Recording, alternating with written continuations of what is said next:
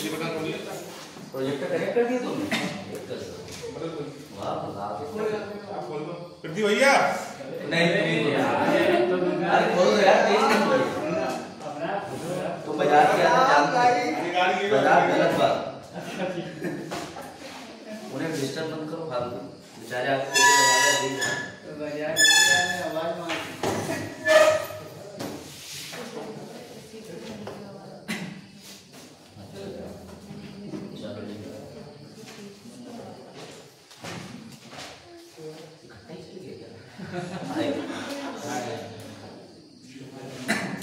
अभी धीरे धीरे बाकी स्ट्रेंथ भी बढ़ेगी, तब तक शुरू करते हैं कल के रिवीजन के साथ ही। कल ये लोग लिख लिया, कल से रिलेटेड क्वेश्चन भी होंगे। बना तो मैं कैसा करें करा, उसको नो सिग्नल लाओ बुलाओ नहीं, केबल में जब सिग्नल नहीं आ रहा है तो तुम क्या कर लोगे, वो क्या कर लेगा? मुझे लग रहा है ना केबल ऊपर सप्लाई नहीं आ रही, इसमें ठीक सप्लाई नहीं आ रही।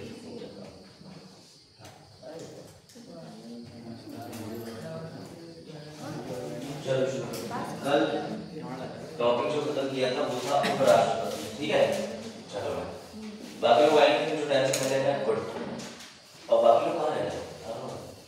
नहीं आएंगे किस चीज का? अच्छा एमए वाली परीक्षाएं चल रही, और किसी की चल रही है एमए वाली परीक्षा? तो पीछे मत देखो किसी को भी, हमारा अभी इतना नहीं कह रहे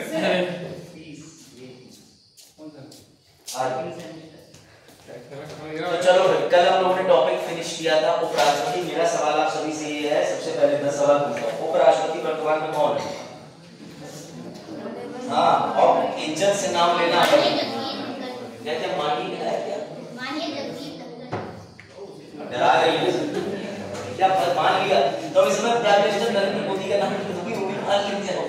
हाँ बस जगदीप धनखड़ जी, गुड जगदीप धनखड़। चलो उसके बाद अगला प्रश्न बताओ, वजाहत तुम्हारे से पूछ रहा हूँ। अगला प्रश्न, जगदीप धनखड़ जी से जस्ट पहले कौन भारत के उपराष्ट्रपति थे? नायडू जी। पूरा नाम बताओ। पता नहीं, नायडू जी। चलो चलो बता दें, यानी अगर एम एम वेंकैया नायडू जी आ गया और सी वेंकैया नायडू जी आ गया, आ जाओ तो फिर ये जो है वहां पर एस वेंकैया नायडू जी मान के आ जाएंगे। तो मैं इसीलिए तो लिस्ट दिखाई थी, कल याद कर लो मित्र, और तुम जो है वो लिस्ट भूल गया है। अच्छा एम वेंकैया नायडू जी से पहले कौन था? हाँ अब बताओ। हाँ अरे सर ये जाकिर नायक था। जाकिर नायक थे, वाह। मैं बोले सॉरी कौन सी? हाँ इसकी दाढ़ी थी, इसकी दाढ़ी थी। अगर वेंकैया नायडू सर दाढ़ी रख लेते तो वो भी हो जाते हैं। बेटा हामिद अंसारी जी का नाम सुना है? उनसे पहले हामिद अंसारी। हाँ मैं बोल चुका, उनसे पहले बस हो गया काम।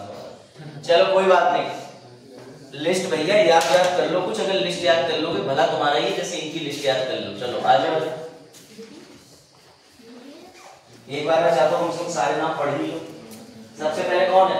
जवाहरलाल नेहरू जी, जवाहरलाल नेहरू। जवाहरलाल नेहरू जी देश के प्रधानमंत्री बने कौन से पहले? याद रखना 1947 तक 64 में रहे बेटा। जब तुमने पंचवर्षीय योजनाएं पढ़ी होंगी तो तुम्हें प्राइम मिनिस्टर का रेफरेंस दिया होगा टीचर्स ने। प्राइम मिनिस्टर के हिसाब से नहीं बताया कि सरकार आई तो ऐसे 5 वर्षीय प्लान में चेंजेस हुए, बताया होगा कि सरकार की आइडियोलॉजी जैसे सबसे पहले आए तो उन्होंने किस पे फोकस करा था? पंचवर्षीय पहला प्लान जो था वो किस पे फोकस था? किसी पे था? हाँ कृषि पे पढ़ा होगा तुमने। और सब्जेक्ट में 5 ईयर प्लान पढ़े कि नहीं पढ़ लिए? कौन सा 5 वर्षीय प्लान था जो हेरोल्ड और इस तरीके के मॉडल पे?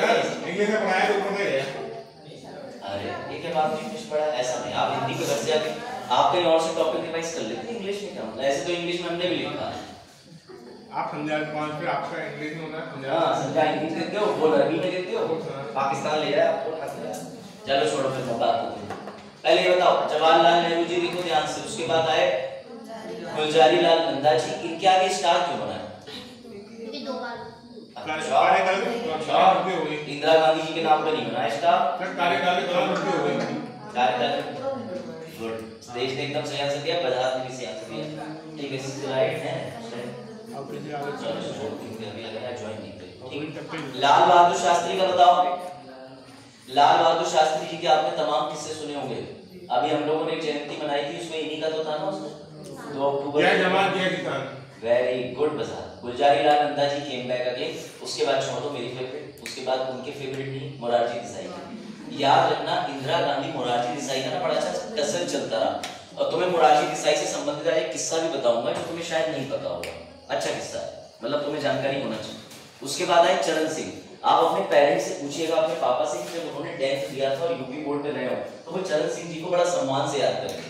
वो कहेंगे हमारा बोर्ड खराब करने वाले यही थे, क्योंकि उनके समय पे रिजल्ट आता था 5%, 6%, 51-52% पे मोहल्ले में मिठाई बन जाती है। सच बता रहा हूँ, आता है ना ऐसे बना हुआ पला सा होता है, तो बतासे लेके लेडीज बांट देती है, मिठाई बन जाती थी। उसके बाद आए फिर से केम बैक इंदिरा गांधी जी। इंदिरा गांधी जी की इसी दौरान सबको पता है कि 84 में डेथ हो गई थी।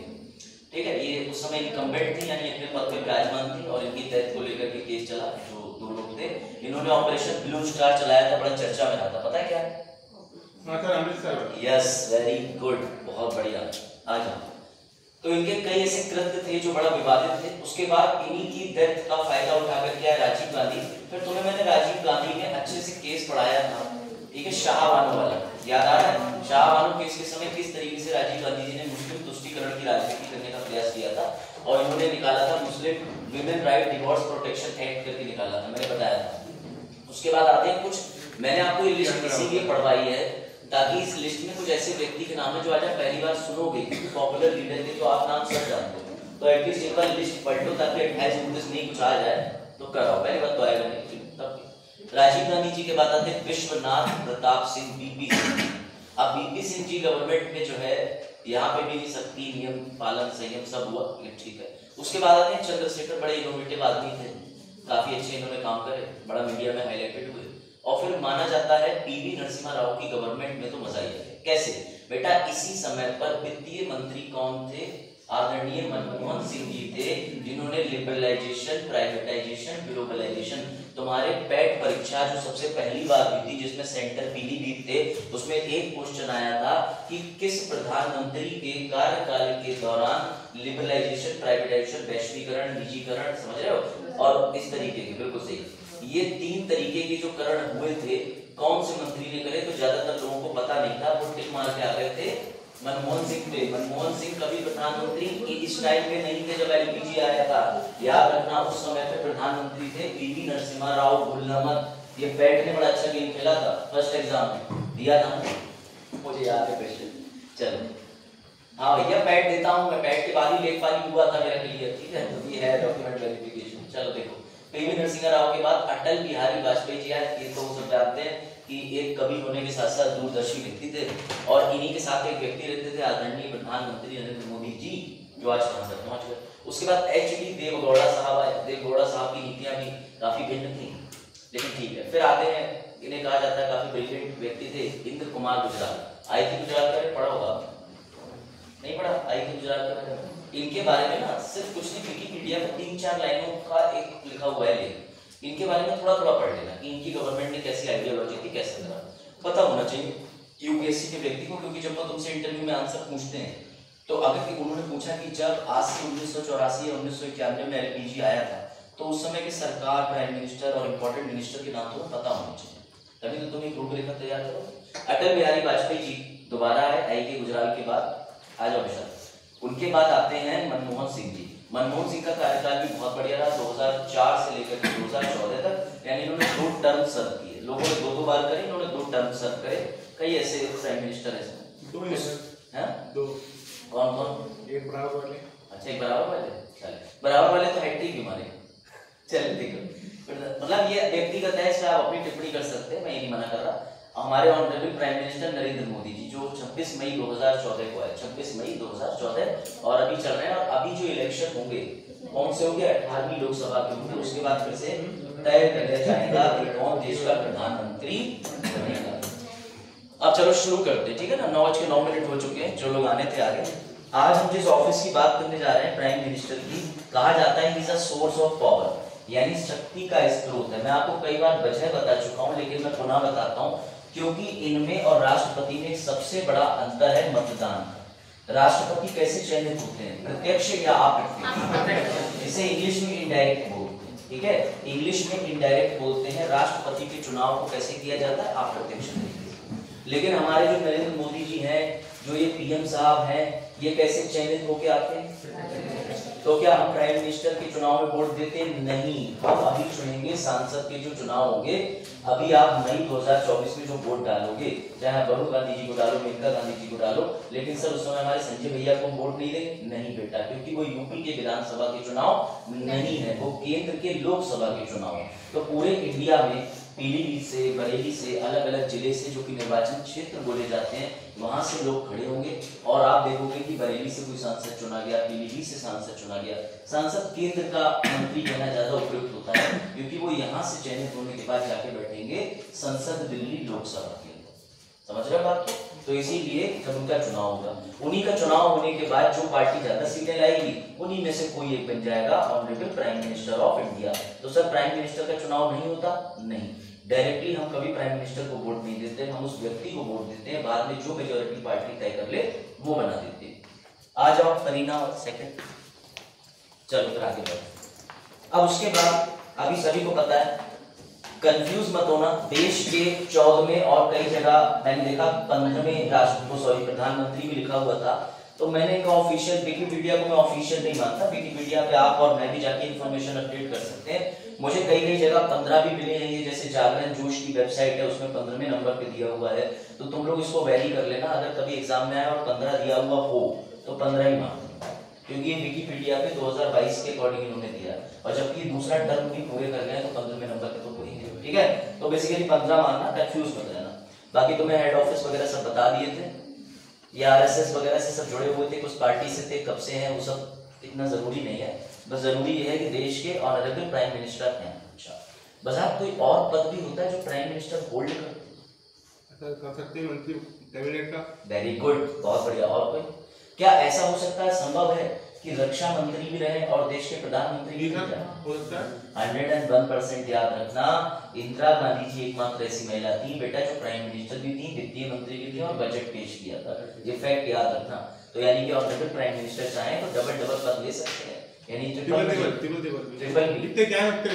जितने चाहे उतने तो आप नहीं कर सकते। पता चला विधानसभा का भी कोई पद लेके बैठे तो ऐसा इसलिए केंद्र सरकार। अच्छा, केंद्र सरकार। और बाकी सबको पता है ना, नीति आयोग के अंदर, विभिन्न आयोगों के अंदर चेयरपर्सन बना दिए जाते हैं। ठीक है, तो इनका पद जो होता है वो बड़ा स्ट्रॉन्ग पद होता है। अब चलो बात करते हैं, एक ट्रिक है, मैंने कहीं से देखी थी, तुम भी याद कर लो। 2 3 4 5 6 7 लिखना है तुम्हें। ये 5 6 7 छिपा दो, पहले लिखोगे 2 3 4, फिर बगल से 5 6 7, तो 52 63 74, राष्ट्रपति, उपराष्ट्रपति और फिर प्राइम मिनिस्टर प्लस केंद्रीय मंत्री। ट्रिक है, समझ गया? मतलब ऐसे ये देखो, पहले 2 3 4, फिर लिखना 5 6 7, समझ गए? 2 3 4, क्या करते हो ग्रुप डी के फैक्ट बताने पड़ते हैं। 2 3 4 5 6 7, तो बन गया 52 63 74। मतलब एक ट्रिक है ताकि तुम्हें आसपास की चीजें याद रहें। ठीक है, समझ गए ना? तो पहले तुम्हें लिखना है 2 3 4, फिर इसके बाद लिखो 5 6 7, गिनती है, बस उसको ठीक से सेट करना। वैसे सुनो, तुम भी जा रहे हो सुमन कंप्यूटर इंस्टीट्यूट, टैली है तो रोजगार है, टैली रोजगार चीज है। टैली बंद तो जमाना हुआ, हमने भी करा था, 750 रुपये मिला 3 महीने 2014-15 में नए शौक कर वाले कहते थे टैली सीख लो। टैली तो वहां से नहीं थी, कुछ और ही। हाँ देखो इधर ध्यान दो तुम लोग, तुम्हारे टैली कोर्स चल रहे होंगे सुमन के यहाँ, और वो तो वो लगाते हैं एनालाइजर वाले सामने प्रचार लगा देते हैं ऐसे करके कि चोरों से सावधान, पता नहीं क्या कौन सिस्टम वाले लगाते हैं, एनालाइजर वाले तो कुछ नहीं लगाते, एनालाइजर वाले इसलिए वो क्लेम नहीं करेगा, नाम ली। हाँ क्या होता है? चलो भाई देखो, अब सबसे इंपॉर्टेंट चीज आती है, एक अनुच्छेद है 53 जो मैंने तुम्हें अच्छे से पढ़ाया था राष्ट्रपति, ठीक है, जो मैंने तुम्हें कब पढ़ाया था। अब मैं तुम्हें एक इंपॉर्टेंट चीज दिखाऊंगा, उससे जरा ध्यान से फोकस करना। क्या नाम है? अच्छा, अब अभी सत्र से ही आज पहला दिन सही पता। चलो दूसरी बात ये बताइए कि इससे पहले आपका रजिस्ट्रेशन वगैरह है? चलो आप रेगुलर आना, ठीक है? काई तैयारी कर रहे हो? तैयारी कौन से एग्जाम की? पीसीएस की? गुड। इसमें हम स्लाइड वाइड सब देते हैं, तो ग्रुप में तो जुड़े नहीं होंगे, है? स्लाइड वाइड करती है, कभी लाइक कर दिया तो चलो देखो लालच। चलो ये देखो, तो आर्टिकल 53 देखिए, 53 आर्टिकल 53 मैंने पढ़ाया था आपको राष्ट्रपति के समय पे। जरा इस आर्टिकल को एक बार पढ़ लो कि संघ यानी सेंटर की, आ जाओ जावेद, तो खाते हुआ है वो तुम, चाहे सुबह सुबह लाओ होंगी सिवंगी सब दे दो राष्ट्रपति। चलो देखो, संघ की कार्यकारी शक्ति राष्ट्रपति में, ये याद रखना कि राष्ट्रपति को कार्यपालिका का प्रमुख या टॉप एग्जीक्यूटिव बोला जाता है। तो सर हम तो प्रधानमंत्री पढ़ रहे हैं, कहां राष्ट्रपति को ले आए, समझो आगे देखो, राष्ट्रपति में निहित होगी और इसका प्रयोग वह, क्या लिखा है, चाहे राष्ट्रपति खुद ही सारा काम करे कार्यपालिका का अपने हाथ से, आगे पढ़ो, या इस संविधान के अनुसार अपने, ये लाइन पढ़ो, बड़ा इंपॉर्टेंट बेटा, ये जो अधीनस्थ अधिकारियों के माध्यम से, मुबारक हो आर्टिकल 53 ने तुम्हें फेंक दिया ले जाके आर्टिकल 74। आर्टिकल 53 में राष्ट्रपति की दो शक्तियां बताई गई हैं कि इधर राष्ट्रपति अपना कार्य स्वयं करे या अपना कार्य किसी से कराएं। याद रखना, मैं हमेशा कहता हूं जिस दिन राष्ट्रपति का मन हुआ कि बजट उन्हें पेश करना है, तो तुम्हारे देश में वित्त मंत्री कोई भी हो, राष्ट्रपति कर सकते हैं, क्योंकि उन्हें सीधे पावर मिली हुई है। अब चाहे वो अपने काम को डायरेक्टली करें या चाहे वो अपने काम को इनडायरेक्टली या अप्रत्यक्ष करें, तो तुम्हें आर्टिकल 53 के साथ में पढ़ना है आर्टिकल 74। तो सर ये आर्टिकल 74 अब हमें कहां लेके जाएगा, आर्टिकल 74 तुम्हें लेके जाएगा, उससे पहले ये बॉक्स देखो, अधीनस्थ अधिकारियों के माध्यम से मतलब है थ्रू ऑफिसर सबऑर्डिनेट, यानी कि तुम्हारा केंद्रीय मंत्री परिषद और प्राइम मिनिस्टर बोलते हैं इसको, अभी 74 दिखा रहा हूं, ठीक है। अधीनस्थ अधिकारियों का मतलब प्रधानमंत्री एवं केंद्र के सभी मंत्री, इसे बोलते हैं केंद्रीय मंत्री परिषद। काउंसिल ऑफ मिनिस्टर, काउंसिल का मतलब परिषद होता है, तो कभी कंफ्यूज मत होना। कोई डाउट, बजाज नोट किया आपने, शाबाश, बजाज नोट करते हैं तो हमें लगता है बढ़िया पढ़ा है। दे देखो आर्टिकल 74 पढ़ लीजिए बजाज। राष्ट्रपति को सहायता, साफ साफ लिखा हुआ भी आर्टिकल 53 में लिखा, राष्ट्रपति या तो अपना काम खुद कर सकते हैं, अधीनस्थ अधिकारी, अधीनस्थ अधिकारी अनुच्छेद 74 के अनुसार कौन है वो भी पकड़ लेते हैं। 74 में लिखा है राष्ट्रपति को सहायता और सलाह देने के लिए, मैंने भी क्या बोला, मंत्री परिषद, यूनियन काउंसिल ऑफ मिनिस्टर, उसके साथ में लिखा है राष्ट्रपति को उसके कार्यों के निष्पादन यानी करने में सहायता और सलाह देने के लिए प्रधानमंत्री की अध्यक्षता में एक मंत्री परिषद होगी। लिखा पीएम प्लस यूकॉम, पीएम प्लस यूकॉम, बेटा प्राइम मिनिस्टर उसके हेड होंगे और यूकॉम का मतलब कि जो पूरा का पूरा केंद्रीय मंत्री परिषद। कोई डाउट, मैंने तुम्हें प्रूफ कर दिया कि आर्टिकल 53 तुम्हें 74 पे जाने की सलाह दे रहा है, सलाह मान ली तो मांगो। अब तुम्हें एक और फैक्ट दिलवाता हूं और एक तुम्हें बड़ा अच्छा आर्टिकल समझ में आएगा। अब जरा इसे तुम आर्टिकल को एक बार जब पढ़ रहे हो तो मैं चाहता हूं इस आर्टिकल को जरा ओपन माइंड से एक बार फिर से पढ़ो। कहीं भी तुम्हें बाजार, मेरा सवाल सुन लो आज, कहीं भी तुम्हें प्रधानमंत्री की सलाह की बाध्यता दिख रही है? यहाँ कहीं भी ये लाइन आई है कि राष्ट्रपति को बाध्य कर रहा हूं? जरा ध्यान से देख लेना, अच्छे से देख लेना, एक बार लाइन फिर से पढ़ लो, क्योंकि आप बात करने वाली बात जो आएगी आगे वो शॉकिंग है। यहाँ कहीं भी लिखा है कि प्रधानमंत्री या उनका मंत्री परिषद राष्ट्रपति को बाध्य करेगा, लिखा है? क्योंकि बेटा ये जो आर्टिकल 74 मैंने तुम्हें पढ़ाया है, ये आर्टिकल 74 था इस तारीख से पहले का, 1976 से पहले का तुम्हें आर्टिकल 74 मैंने पढ़ाया। अब सुनो मजेदार बात, ये तो छोड़ दो, इस पे आएंगे। आर्टिकल 74 1976 से पहले बाध्यकारी नहीं था। प्रधानमंत्री राष्ट्रपति ऐसे बैठते थे एक दूसरे के आमने सामने और प्रधानमंत्री सिर्फ सलाह देते थे, वो माने या ना माने बात खत्म हो गई। उसके बाद मैं तुम्हें दूसरे आर्टिकल पे लेके जा रहा हूं, उसको तुम ध्यान से पढ़ना, वो भी आर्टिकल 74। Very good. उससे पहले जरा इस आर्टिकल को पढ़ो, मुरारी देसाई जी भी आइएगा थोड़ी देर में। चलो जरा ये पढ़ो, अब जरा आराम से पढ़ना। सेम आर्टिकल 1976 के बाद जरा देखो इसकी रूपरेखा दशा सब बिगड़ गई। पढ़ो।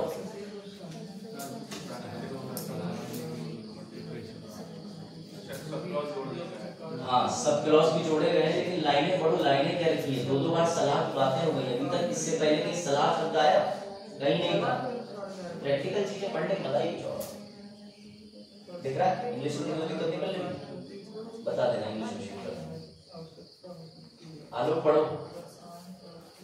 राष्ट्रपति को सहायता और सलाह देने के लिए आर्टिकल 74 ही रहा, लेकिन एक लाइन ऐड हो गई कि मंत्री परिषद के बाद में ऐसी सलाह के अनुसार कार्य करेगा। और मैंने तुम्हें हिंदी और अंग्रेजी में डिफरेंस बताया, हमेशा याद रखना।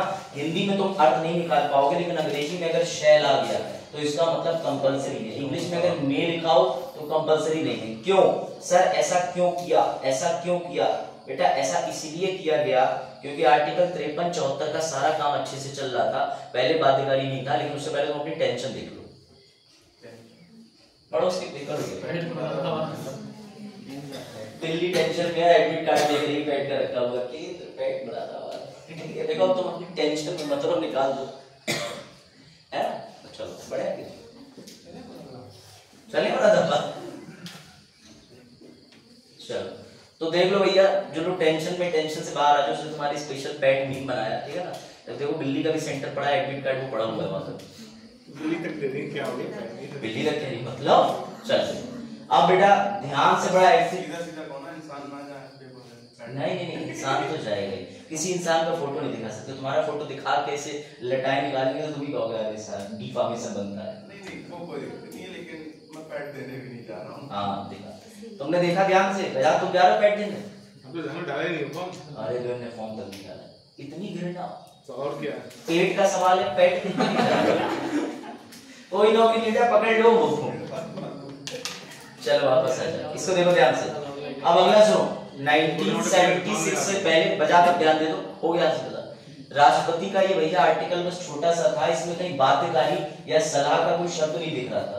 ये 1976 से पहले था। अब सलमान खान से मिल लेते हैं, ठीक है? तो भैया स्वागत नहीं करोगे? अब देखो, अब मेरी फेवरेट आ रही है तो मैम का ग्रैंड एंट्री तो होनी चाहिए, निशान करी ना, स्वागत करोगे हमारा। भैया सलमान खान मेरा फेवरेट है, उसके बारे में कुछ पता है? चल ये ठीक है, इन्हें तो जानते होगे या नाम लेना जरूरी है? हाँ वैसे मैंने बनाया, दिख रहा होगा तुम्हें, गूगल से कॉपी कराया, मेरी उंगलियां भी आ जाएंगी ड्राइंग बनाते समय। अरे गूगल से चुराया, मैंने नहीं बनाया। हाँ तो लगी रहा है बेइज्जती का और पड़ी। मैं बना देता। अरे कोई बात नहीं, तुम्हारी कोई गलती। अब ध्यान से देखो मैं इन्हें बहुत पसंद करता हूं। अगर इनका और मेरा नाम जोड़ करके ये बनाया गया, ठीक है? देखो चवाना हमारी बात को मान नहीं रहा। देखो ए और आई जोड़ करके, अभिषेक और आई से वो उनका नाम जोड़ के समाज को चलाने वाली चीज निकल गई आर्टिफिशियल इंटेलिजेंस। मैंने कुछ गलत नहीं बोला, मैं तो एआई फुल फॉर्म बता रहा हूं। चल अब जब इंदिरा गांधी जी फॉर्म में आई तो इंदिरा गांधी जी लगा कि मैं हूं प्रधानमंत्री, राष्ट्रपति मेरी बात नहीं मानेगा, कहीं फाउंडेशन नहीं है, म्यूचुअल कंसेंट से बात चली। तो भैया मुबारक हो, ये लेके आई तुरंत ही 42वां संविधान संशोधन, और इन्होंने इस पैराग्राफ को इतना बड़ा कर दिया और साफ साफ लिख दिया इसमें कि राष्ट्रपति को सहायता सलाह देने के लिए प्रधानमंत्री के नेतृत्व में एक मंत्री परिषद होगा, जो भी तुमने लिखा है पीएम प्लस यूकॉम। यूकॉम का मतलब केंद्रीय मंत्री परिषद, पीएम का मतलब प्राइम मिनिस्टर होगा। ध्यान से सुनना, जो अपने कार्यों के अभ्यास में ऐसी सलाह के अनुसार कार्य करेगा। ये बस इतनी लाइन ध्यान से सुनना। तो सर इसके बाद में जो सलाह है वो भी बताऊंगा, आ जाओ सुनिए। ये चीज याद रखना कि भैया ये रहा तुम्हारा यूकॉम प्लस पीएम, ठीक है भैया? किसने इंसर्ट करा ये संविधान? Very good. और इंदिरा गांधी जी ने कब करा? 1976 साल था, संशोधन था 42वां। ऐसे याद करने की ट्रिक है, तो मैं हर चीज की ट्रिक भी बता दे रहा हूँ। 4 + 2 अब मत भूलना, हो गया ना 6 यार? चलो समझ गया, याद रहेगा। अब बाध्यकारी, जब से ये संशोधन हुआ तब से राष्ट्रपति जी बाध्य हो गए। पहले संविधान ने राष्ट्रपति को बाध्य नहीं करा था, ये ध्यान रखना, प्रधानमंत्री एवं मंत्रिपरिषद की सलाह पे। उसके बाद एक चीज और सुनो ध्यान से, अब एंट्री होती है इनकी 1976 में सरकार चली गई और उसके बाद सरकार बदल गई। तो मैं मोरारजी देसाई का एक किस्सा बताता हूँ। अभी हाल ही में जनरल बिपिन रावत जी जो शहीद हो गए थे, जा रहे थे हेलीकॉप्टर से, पता है ना उनका हेलीकॉप्टर क्रैश हो गया था नीलगिरी हिल्स के पास। बेटा ये एकमात्र ऐसे प्रधानमंत्री भी हैं जिनके साथ भी सेम CFIT हुआ था। CFIT का मतलब अगर तुम में से कोई आर्मी एयरफोर्स की तैयारी कर रहा हो, जैक वगैरह दिया हो, तो उसे पता हो कंट्रोल्ड फ्लाइट इनटू टेरेन, यानी जब मौसम खराब होता है तो फ्लाइट डिले करने की बात दी जाती है, लेकिन ये पूरी तरीके से जो CFIT होता है ये विमान चलाने वाले पायलट पे बेस्ड होता है। तो मोरारजी देसाई के समय पे भी एक प्लेन क्रैश हुआ था और उस जगह का नाम बड़ा इंटरेस्टिंग है, जोरहाट। कोई जोरहाट गया? जोरहाट इंडिया में है, असम में, ये याद रखना, एक जिला है जोरहाट, JORHAT करके दिखाऊंगा। तो जोरहाट में इनका प्लेन क्रैश हो गया था, क्या हेलीकॉप्टर क्रैश हो गया था। CFIT हेलीकॉप्टर का इनका नाम भी दिया TU-124 के, और अभी जो जनरल बिपिन रावत जी का विमान था वो MI-17 था, पता होगा काफी लोगों को। तो इनका TU-124 के क्रैश हुआ था, उसमें जो भी लोग बैठे हुए थे खैर भाग्यवश ये बच गए थे, इनको छोटी माइनर इंजरीज आई थी और 2-3 लोग और थे। तो उसके बाद इनका एक स्टेटमेंट आया था, ये स्टेटमेंट, आई सर्वाइव, मैं बच गया, my faith in God has been reinforced, मेरा ईश्वर में दोबारा विश्वास भी जारी हो गया। तो याद रखना इस तरीके से इनका एक्सीडेंट हुआ था। खाली एक इंटरेस्टिंग फैक्ट है ये, एग्जाम के हिसाब से नहीं, लेकिन पता होना चाहिए कि जनरल बिपिन रावत जैसे CFIT जो क्रैश है, क्योंकि एयरफोर्स टेक्निकल एग्जाम में उनकी विमान दुर्घटना के बाद एक क्वेश्चन आया था CFIT, तो वो CFIT के लोगों को नहीं पता था, कंट्रोल्ड फ्लाइट, ठीक है, ये लिखा हुआ है इनटू टेरेन करके, याद रखना, कभी पूछ ही ले तुमसे किसी एग्जाम में। तो ये वो जगह है, ये न्यूज है, असम के जोरहाट डिस्ट्रिक्ट में इनका ये मोरारजी देसाई जी का हुआ था, ठीक है। मेडिकल स्टाफ वगैरह सब पहुंच गया था, इनके विमान का नाम है पुष्पक विमान TU-124 B643, ऐसी सटीक जानकारी। तो अभी जब बच गए तो देश की व्यवस्था भी बच गई, और उसके बाद मुबारक को जब इनकी सरकार बनी तो 1978 में इन्होंने प्रयास करा कि इंदिरा जी द्वारा जितने भी संविधान में 42वें संशोधन द्वारा चीजें लाई गई हैं, मैं उसको वापस पलटने का प्रयास करूं। अब एक कमाल की बात सुनो और इसका जवाब मैं चाहूंगा, आ जाइए आ जाइए। अच्छा आप स्कूल कॉलेज में जाती है रेगुलर? ये पीछे बस यहाँ, चलो अब ध्यान दो, वापस से आ जाओ, ध्यान दो, ठीक है। तो देखो मेरी बात फिर से मैं रिपीट कर रहा हूँ, जब इंदिरा जी के बाद में जब ये आए तो मेरा सवाल अरुण से है, अरुण मोरारजी देसाई जी चाहते थे तो वो प्रधानमंत्री की बाध्यता को पुनः खत्म कर सकते थे। मेरी बात समझना, इंदिरा गांधी जी ने राष्ट्रपति जी को बाध्यकारी करा अपनी सलाह से कि प्राइम मिनिस्टर और उनके मंत्री परिषद की सलाह से तुम बाध्य रहोगे। जब मोरारजी देसाई सरकार आई तो उन्होंने ज्यादातर चीजें पलट दी, लेकिन ये वाला मामला क्यों नहीं पलटा?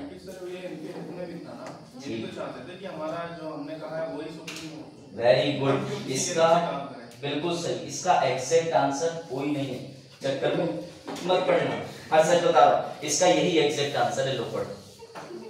मोरारजी देसाई सरकार आई, मौका था ना बदलने का, पर पावर कौन छोड़े। मोरारजी देसाई भी क्या बने थे? PM। तो जब वो PM बने तो वो नहीं चाहेंगे कि मैं भी राष्ट्रपति जी को अपनी सलाह से, अपनी परिषद से बाध्यकारी कर दूं, तो उन्होंने काफी चीजें पलट दी। लेकिन बेटा 1978 में 1976 वाला संशोधन नहीं पुनः वापस बदला। और सुनो, उन्होंने एक चीज और जोड़ दी, वो चीज ये जोड़ दी, मैंने तुम्हारे लिए आसान करने के लिए दोनों संशोधन की सन लिख दी है, ध्यान से रखना। एक 42वां जोड़ा था इंदिरा जी ने सलाह के अनुसार, एक सलाह शब्द और जोड़ा, ये आया ये वाला सलाह, ये जोड़ा गया मोरारजी देसाई द्वारा। उन्होंने एक चीज बड़ा अच्छी कर दी, उन्होंने कहा कि राष्ट्रपति बाध्य तो रहेगा, पर राष्ट्रपति एक बार बिल को उसी सदन में वापस भेज सकता है जहां से वो आया था, कि ये लो पकड़ो अपना बिल, इस पे पुनः विचार करो। ये वीटो शक्ति की बात में नहीं कर रहा राष्ट्रपति की, वो अलग है विलंबकारी शक्तियां। मैं बात कर रहा हूं कि राष्ट्रपति के पास कोई सलाह आई, राष्ट्रपति को सलाह ठीक नहीं लगी, तो वो पुनः विचार के लिए बोलेगा कि प्राइम मिनिस्टर और तुम्हारा मंत्री पूरा जो परिषद है पुनः विचार करो। लेकिन अगर दोबारा सेम एडवाइस आए, मान के चलो चेतन ने कहा सर आज खीर बनेगी तो भैया चावल वाली, अब राष्ट्रपति में कह रहे, हमने कहा नहीं प्रधानमंत्री जी आज ये वाली चावल की नहीं, आज ऐसा करो मेवा की बना दो, तो मैंने कहा तुम दोबारा इस पर विचार करो। इन्होंने फिर विशाल से पूछा, विशाल बोले नहीं चावल की खीर बनेगी, अब मैं मजबूर नहीं खा सकता मेवा की, भैया चावल की खीर खानी पड़ेगी। तो यही स्थिति है कि एक बार पुनः विचार के लिए 44वें संविधान संशोधन में प्रावधान डाला जरूर गया, लेकिन बेटा उसका सिर्फ कोई इंपैक्ट है नहीं, खाली बस राष्ट्रपति जी एक बार भेज सकते हैं चिट्ठी, ये लोग ले जाओ दोबारा से विचार करो। लेकिन प्रधानमंत्री ने कह दिया ना, हमें तो यही चाहिए, नेता मैं हूं सदन का, तो भैया राष्ट्रपति जी बात है। तो इसलिए तुम्हें याद रखना है 74वां आर्टिकल जो है उसमें दो चीजें ऐड हुई, एक ऐड करी इंदिरा जी ने 42वां, एक ऐड करी 44वें मोरारजी देसाई। कंफ्यूज मत होना, मेंस में क्वेश्चन बनेगा कि ओरिजिनली आर्टिकल 74 में क्या क्या बदलाव हुए। तो तुम सबसे पहले 3 बातें याद रखना, किसी भी तरीके के बाध्यकारी नहीं था, राष्ट्रपति और प्रधानमंत्री एक दूसरे की सलाह से बाध्यकारी नहीं थे। इंदिरा जी ने 42वें संविधान संशोधन में राष्ट्रपति को बाध्यकारी करा। 44वें संविधान संशोधन में मोरारजी देसाई जी ने बाध्यकारी को एक पुनर्विचार में बदल दिया कि एक बार राष्ट्रपति पुनः प्रधानमंत्री और मंत्री परिषद के पास पुनर्विचार हेतु भेज सकते हैं, परंतु सेम जवाब या जो भी जवाब वापस आएगा उससे वो भी बाध्य है। ये सिंपल सी चीज है, किसी को ना समझ आई हो तो 4 बार पूछ लो। दोबारा बता दो लालची जी, आप सुनो ध्यान से, 100% अटेंशन देना लालची। अशोक वाला भी अकाउंट छोड़ दिए, चलो छोड़ दिए। मैंने तुम्हें जो चीज बताई कि आर्टिकल 53 में राष्ट्रपति जी की चर्चा हुई है। राष्ट्रपति अपने सारे काम डायरेक्ट करेंगे, खुद करेंगे, और चाहे तो किसी से करा सकते हैं। किससे करा सकते हैं? उसके लिए तुम्हें तुरंत 53 से पहुंचना होगा। 11 आर्टिकल जोड़कर, 11 नहीं कितने जोड़ोगे? 21, अभी तो पहुंचोगे ना 74 पे। तो उसके बाद जब 74वें आर्टिकल पे पहुंचोगे तो 74वां आर्टिकल ये कहता है कि कौन कौन है जिनसे वो काम करा सकता है। वो होंगे प्रधानमंत्री एवं पूरा का पूरा मंत्री परिषद। मंत्री परिषद क्या होता है ये भी आगे मैं बताऊंगा। उसमें 4 प्रकार के लोग आते हैं, कैबिनेट भी आता है, स्वतंत्र प्रभार आते हैं, राज्यों के मंत्री आते हैं, डिप्टी मिनिस्टर, सब बताऊंगा। इस तरीके के मंत्री से काम करा सकते हैं। अब राष्ट्रपति इंदिरा गवर्नमेंट आने से पहले प्राइम मिनिस्टर की दी हुई सलाह पे डिपेंड नहीं रहता था, उनको जो लगा वो कर रहे थे। फिर इंदिरा जी हैं, इंदिरा जी बोली मैं पीएम बनी, ये तो मेरी बात मानेंगे, तो उन्होंने कॉन्स्टिट्यूशन में 42nd संशोधन करा और 74वें आर्टिकल में ये वाली सलाह जोड़ दी, पहली वाली, राष्ट्रपति को कर दिया बाध्यकारी। यानी राष्ट्रपति अब उनकी सलाह से बाहर लांछी काम नहीं कर सकते। उसके बाद में जब उनकी सरकार चली गई तब आई मोरारजी देसाई की सरकार। मोरारजी देसाई सरकार ने कहा कि हम भी नहीं बदलेंगे, क्यों, फायदा हमारा भी है। जो भी अरुण ने जवाब दिया, पावर कौन छोड़े, तो उन्होंने बस एक बार पुनर्विचार करने का ग्राउंड लेट कर दिया कि चलो एक बार सलाह वापस से पीएम और उनके मंत्री परिषद पे भेज दो। सेम सलाह वापस आ गई तो काम डन। कोई डाउट ना समझ आया दोबारा रिवाइज करवा सकते हो, मेरा काम ही पैसा इसी ले जाओ, समझिए। एक बार सिर्फ रिकंसीडर या पुनर्विचार हेतु बजा का पेपर ना खोले, इकलौता है वो हमारे पास। चलो इंग्लिश वालों तुम भी नजर डालो, ठीक है। एक शेल वर्ड ये ऐड किया गया, दूसरा शेल वर्ड 44वां। कितने लोग हैं इंग्लिश वाले? पल्लवी है और कोई नहीं? पल्लवी है कोई नहीं? धोखा। मैं ही सीबीएसई का बच्चा हूं, तो भी यूपी बोर्ड हमारी हरकत। चलो जब मैं दिल्ली गया तो मेरे क्लास के बच्चे कहते थे मेरी हरकतें देख के तुम तो यूपी बोर्ड से इंग्लिश में क्या कर रहे हो, क्योंकि वहां ये सेट होता है, हाँ sir okay we will note it या श्योर वी विल डन, इस तरीके की चलती सीबीएसई वालों ने बोला था। और यहाँ पूरे क्लास में हाँ देख लो 350 बच्चों में एक हाथ जा रहा, फिर से समझा दो दोबारा, वो मैंने यही आया है कलम एटिकेट्स में। तो हाँ सीबीएसई वालों से एटिकेट एक्सपेक्टेड होते हैं, लेकिन क्या फायदा एटिकेट से। हाँ बिल्कुल सही बात। और क्या चिरौंजी लाल की तरह नाक की तरह से निकली टिक्की खाने चल रहा है, टिक्की खाने। चिरौंजी लाल सबसे सबे स्कूल था, एक था देखो बेहतर मिल गया था उधर सोनू में बोले था जब मैं पढ़ता था ऐसे तो हमारा विशेष आज भी अच्छा निकल गया। अच्छा चलो अभी वापस आ जाओ। तुम लोगों को स्कूलों के नाम पता चल गया ना, आपको किन किन स्कूल से आए, बस यही अब चिरौंजी लाल के बच्चे आरोप भी बैठा क्लास में, उनके एडमिशन लेंगे अपने साथ। देखो भाई तो बाध्यकारी वाला गेम समझ गए। अच्छा चलो अब मैं तुम्हें एक इंटरेस्टिंग चीज से मिलवाता हूँ जिससे तुम्हें सर्जिकल स्ट्राइक समझ आएगी और तुम्हें मजा आएगा कि सर्जिकल स्ट्राइक जैसा कुछ होता क्यों। आप ध्यान देना बता, खासकर तुम्हारे लिए। उससे पहले ये चीज देख लेना, मैं तुम्हारे लिए लिख के ले आया हूँ ये 42वां संविधान संशोधन हिंदी अंग्रेजी में, इसके प्रभाव किस किस चीजों पे पड़े, यानी 7वीं अनुसूची, प्रस्तावना, अनुच्छेद, संसद, हाई कोर्ट। ये बेटा हिंदी और अंग्रेजी तुम्हारा मेंस का आंसर तैयार करते हैं, ठीक है। इसमें जितने पॉइंट है 42वें संविधान संशोधन का टोटल फेरबदल दिया है कि संविधान में किन किन चीजों से 1976 में 42वें संविधान संशोधन से चीजें बदली गई। साफ है तुम्हें दिख जाएगा, हिंदी में भी है इंग्लिश में भी, ठीक है। तो दोनों में से तुम्हें जिस भाषा में हो, इसी में से एक मैंने तुम्हें कवर कराया ये वाला, राष्ट्रपति को कैबिनेट की सलाह के लिए बाध्य बनाया गया, ठीक है, ये संसद पे प्रभाव। चलो अब आ गया। उसके बाद अब इंटरेस्टिंग चीज ये आती है, 2 क्वेश्चन बताओ जो मेंस में बनने के चांस रहेंगे। तुम्हें ये बताना है किस तरह राष्ट्रपति, प्रधानमंत्री और केंद्रीय मंत्री परिषद का आपस में रिलेशनशिप, संबंधों का विकास हुआ। ऐसा क्वेश्चन देख के घबराना मत, वो 42वां संविधान और 44वां संविधान संशोधन की बात कर रहा है। इस क्वेश्चन का सीधा मतलब है कि अनुच्छेद 53, 74, 42वें संविधान से पहले, 42वें संविधान के बाद, 44वें संविधान के बाद, इतनी तुम्हें चीजें इस क्वेश्चन में डालनी है। कोई डाउट? ये मॉक का क्वेश्चन है, मैंने उठाया कहीं से। सेकंड आ जाओ, ये क्वेश्चन बड़ा प्यारा है। 42वां संविधान संशोधन की सलाह यूकॉम यानी केंद्रीय मंत्रिपरिषद और प्रधानमंत्री की सलाह को बाध्यकारी बनाती है।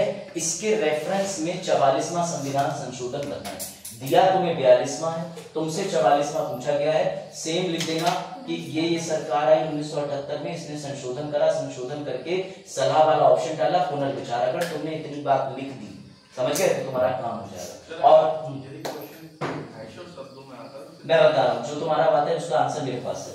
अगर 250 शब्दों में ये देंगे तो तुम्हें अपने आप पता है कि तुम्हें 42वां संविधान संशोधन भी मजबूरी में पूरा डिफाइन करना ही करना पड़ेगा। और 42वां देखो ऊपर इसलिए उन्होंने डाला है, 42वां संविधान संशोधन एडवाइस करता है मंत्रिपरिषद और पीएम को। यहीं पे तुम उठा लो कि 42वां संविधान संशोधन होता क्या है। उसमें मैंने तुम्हें पूरा आंसर लिख के दे दिया, वो आंसर चिपकाओ, लास्ट में 44वां संविधान संशोधन का प्रभाव चिपकाओ, पुनर्विचार वाली बात चिपकाओ। समझ गए? कोई डाउट? तो ऐसे आंसर बनता है बेटा, हम लोग इतनी आसानी से आंसर कर रहे हैं। अब सुनो, एक दिन हमारे राष्ट्रपति जी को सलाह दी हमारे देश के प्राइम मिनिस्टर ने कि राष्ट्रपति जी ध्यान से सुनना कि आदरणीय राष्ट्रपति जी, ये जो पड़ोसी हमारा मुल्क है ना पाकिस्तान, ये इसके पास जैसे पेट्रोल खत्म हो गया, अकल भी खत्म हो गई है। ये रोज रोज बॉर्डर पे आकर के धमकियां दे रहा है कि आज हम तुम्हारे न्यूक्लियर अटैक कर देंगे, न्यूक्लियर अटैक कर देंगे। तो प्रधानमंत्री जी राष्ट्रपति के पास गए और उन्होंने कहा कि रातों रात हम लोग एक काम करते हैं, सर्जिकल स्ट्राइक कर देते हैं और इस बात की खबर सुबह दे देंगे। अब मेरी बात समझना, कभी कभी तुम्हारी ये जो डिसीजन होती है, जो प्रधानमंत्री जी देते हैं बेटा, ये निर्णय बड़े गोपनीय होते हैं। मेरी बात समझो, देश में सर्जिकल स्ट्राइक करी तो वो बिना राष्ट्रपति के ऑर्डर के नहीं हो सकती, क्योंकि राष्ट्रपति supreme commander of all forces, मैंने तुम्हें बताया था कि उनके पास सारी सेना है, चाहे वो जल हो, चाहे थल हो, चाहे वायु हो, सभी सेना के सुप्रीम कमांडर वही कहलाए जाते हैं। तो प्राइम मिनिस्टर किसका? रक्षा मंत्री किसके होता है? रक्षा मंत्री उन्हें बताने के लिए हम ऐसा ऐसा कर दें, आपकी इच्छा है, और उन्हें भी गाइड कौन करता है? प्राइम मिनिस्टर जी। ये भी समझ लो तुम, समझ गए? इसीलिए कहा जाता है स्ट्राइक, हाँ इसीलिए कहा जाती है टैगलाइन की है तो संभव है। समझ गए? नाम नहीं होगा तो देखो, हाँ इसीलिए किसी की पॉलिटिकल पार्टी का एक व्यक्ति मुख्य चेहरा होता है, उसी को क्रेडिट दिया जाता है, उन्हें बनाते हैं प्राइम मिनिस्टर ऑफ इंडिया। अब ध्यान से सुनना, सर्जिकल स्ट्राइक की बातें चल रही हैं, इतना खतरनाक विषय चल रहा है, तुम जरा दिमाग लगाओ कि अगर राष्ट्रपति जी कहते हैं ना ना ना ना मैं तुम्हारी सलाह से नहीं मानता, एक काम करो, पहले सुबह ऑफिशियल बजट में निकालते हैं न्यूज में कि हम सर्जिकल स्ट्राइक कर लें, बेटा पाकिस्तान हंसेगा, कहेगा सर्जिकल स्ट्राइक तुम करने की मंसूबे बना रहे हो और रातों रात हम तो निकल गए। तो इस तरीके की जो सलाह होती है वो बहुत गोपनीय होती है। सर्जिकल स्ट्राइक डन हो जाएगी, अगले दिन राष्ट्रपति जी चाहें तो घोषणा करें, साइन करके दे दें। तो सर हमारे वजाहत जी बोले कि मैं सुप्रीम कोर्ट जाऊंगा, ये तो गलत बात है ना। तो मैंने कहा वजाहत तुम्हारी आंखों में एक और आई ड्रॉप डालने का वक्त आ गया है। वजाहत बोले कौन सा? मैंने कहा लो भैया ये आई ड्रॉप पढ़ लो जरा, आर्टिकल 74 ही है, 74 का सेकंड वाला पढ़ो, मजा आ जाएगा, पढ़ो।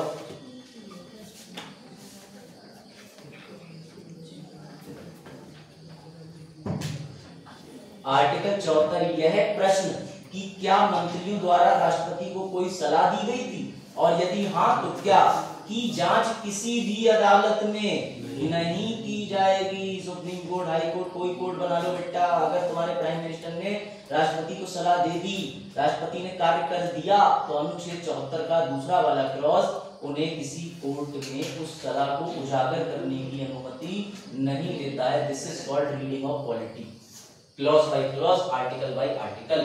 बाकी टीचर्स अपने नोट्स लेके कट कट कट कर देते हैं। मैं कहता हूँ हम लोग कॉन्स्टिट्यूशन से ही ना पढ़े, जो तुम्हारे जीवन भर काम आएगा, प्रयास है ना। लांची समझ आया? प्राइम मिनिस्टर ने सलाह दी कि भैया बालाकोट सर्जिकल स्ट्राइक कर दो, जाओ ले लो फौजियों का बदला। तो रातों रात गई फोर्स, भुगाए मार दिए 1300-1400 पाकिस्तानी ने, इतने ना मारो उनकी आधी जनसंख्या चली जाएगी, मार दी थी चल। उसके बाद मारने के बाद में अगले दिन सुबह हम सब खबर पढ़ के खुश हो रहे थे। तो ऐसी सलाह अगर प्रधानमंत्री की पहले ही उजागर हो जाए, न्यूज में आ जाए, अखबार में आ जाए, ऑफिशियल बजट में हो जाए, तो सर्जिकल स्ट्राइक होगी। तुम्हारा दुश्मन तुम्हें फोन कर दे, मैं परसों तुम्हें चौराहे पे घेर के मारूंगा, तुम जाओगे परसों? हाँ सर हम तब भी रहेंगे, मामला दूसरा होगा। समझ लो, बाद में सर 2 दांत हमारे भी लेने पड़े हुआ। चलिए हाँ हाँ पता है भैया, तुम लोगों को यहाँ पे एग्जाम्पल देना सही नहीं है, पिटने ही चले जाते हैं बच्चे, ऐसे ही बच्चे हमारे क्लास में बोले पिटी लेंगे, उनके सामने पिटेंगे तो उन्हें सिंपैथी हो जाएगी। ये नहीं पता कि तुम्हारी सिंपथी में मोटरसाइकिल पे बैठ कर चले। चलो देखो, ऐसे स्कूल और कॉलेज टाइम में बहुत हुआ है ना कि सिंपथी में क्यों बहुत बहुत। कौन कह रहा है इधर से? बजाज ये आज देख लीजिए रिकॉर्ड करके, रिकॉर्डिंग में बजाज तुम पे डाउट है मुझे। तो रिकॉर्डिंग खोल के देख लीजिए सबूत कितने। चलो भैया आई ड्रॉप मिल गया तुम्हें। आर्टिकल 74 में तुम्हें बता दिया कौन कौन सी सलाह 42 में 44 में संशोधन से आई। उसके बाद इसी आर्टिकल 74 के सेकंड में स्पष्ट तौर पर लिखा हुआ है कि तुम कोर्ट नहीं जा सकते, संविधान में ही दिया हुआ है, अलग से कोई विधि लॉ किसी की जरूरत नहीं है। समझ गया? क्लियर रहेगा? No inquiry, no court, supreme court, high court. इसीलिए सर्जिकल स्ट्राइक का मामला कोर्ट पहुंचा तो जज साहब ने सीधे कह दिया ना ना ना अपना उधर रखो, हम बात नहीं, हम नहीं देख सकते इसको। इसलिए सुप्रीम कोर्ट ने सर्जिकल स्ट्राइक के केसेस को लिए। क्यों ले हम क्यों ले, क्या हमें मतलब है? वो भैया उनका डोमेन है कि किसने सलाह दी थी, क्यों करा दी, सर्जिकल स्ट्राइक हुई भी थी कि नहीं थी, क्या मतलब पड़ रहा उसको, है नहीं? समझे? लेकिन सर्जिकल स्ट्राइक हुई क्योंकि पाकिस्तान की न्यूज में 2-3 दिन तक बड़ा दर्द था। चलो आगे बढ़। अब आ जाओ ध्यान से, और तुम्हें एक इंटरेस्टिंग चीज और समझ आएगी। कितने लोगों को पता है कि इस समय 17वीं लोकसभा चल रही है? हरी तुलसी वो भी एक मूवी से पता है, इतनी बता सकती कोई नहीं पता। कितने लोगों को पता है इस समय लोकसभा जो चल रही है बेटा 2024 में चुनाव होंगे, वो 18वीं लोकसभा के होंगे। लोकसभा का एक सत्र होता है। इस समय कौन सी लोकसभा चल रही है वर्तमान में? 17वीं। कौन सी? 17वीं। आसान जवाब बेटा, आंखें साफ करो, सामने लिखा है 17वीं लोकसभा। 19 से कब तक चलेगी? 24 तक चलेगी।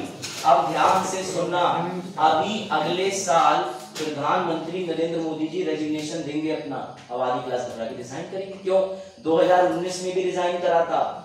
समझ गए क्यों सर रिजाइन करा था? क्योंकि याद रखना, जब भी कोई लोकसभा का चुनाव होता है तो उस बीच में राष्ट्रपति आगे आके उस लोकसभा को भंग कर देते हैं। क्या कर देते हैं? भंग। क्योंकि सरकार कितने साल के लिए बनती है? 5 साल से एक दिन भी एक्स्ट्रा नहीं चलेगी सरकार। लेकिन मैं तुम्हें एक अंदर की बात बता दे रहा हूँ, बड़ा इंटरेस्टिंग। लो न्यूज देखो फिर तुम्हें समझ आएगी।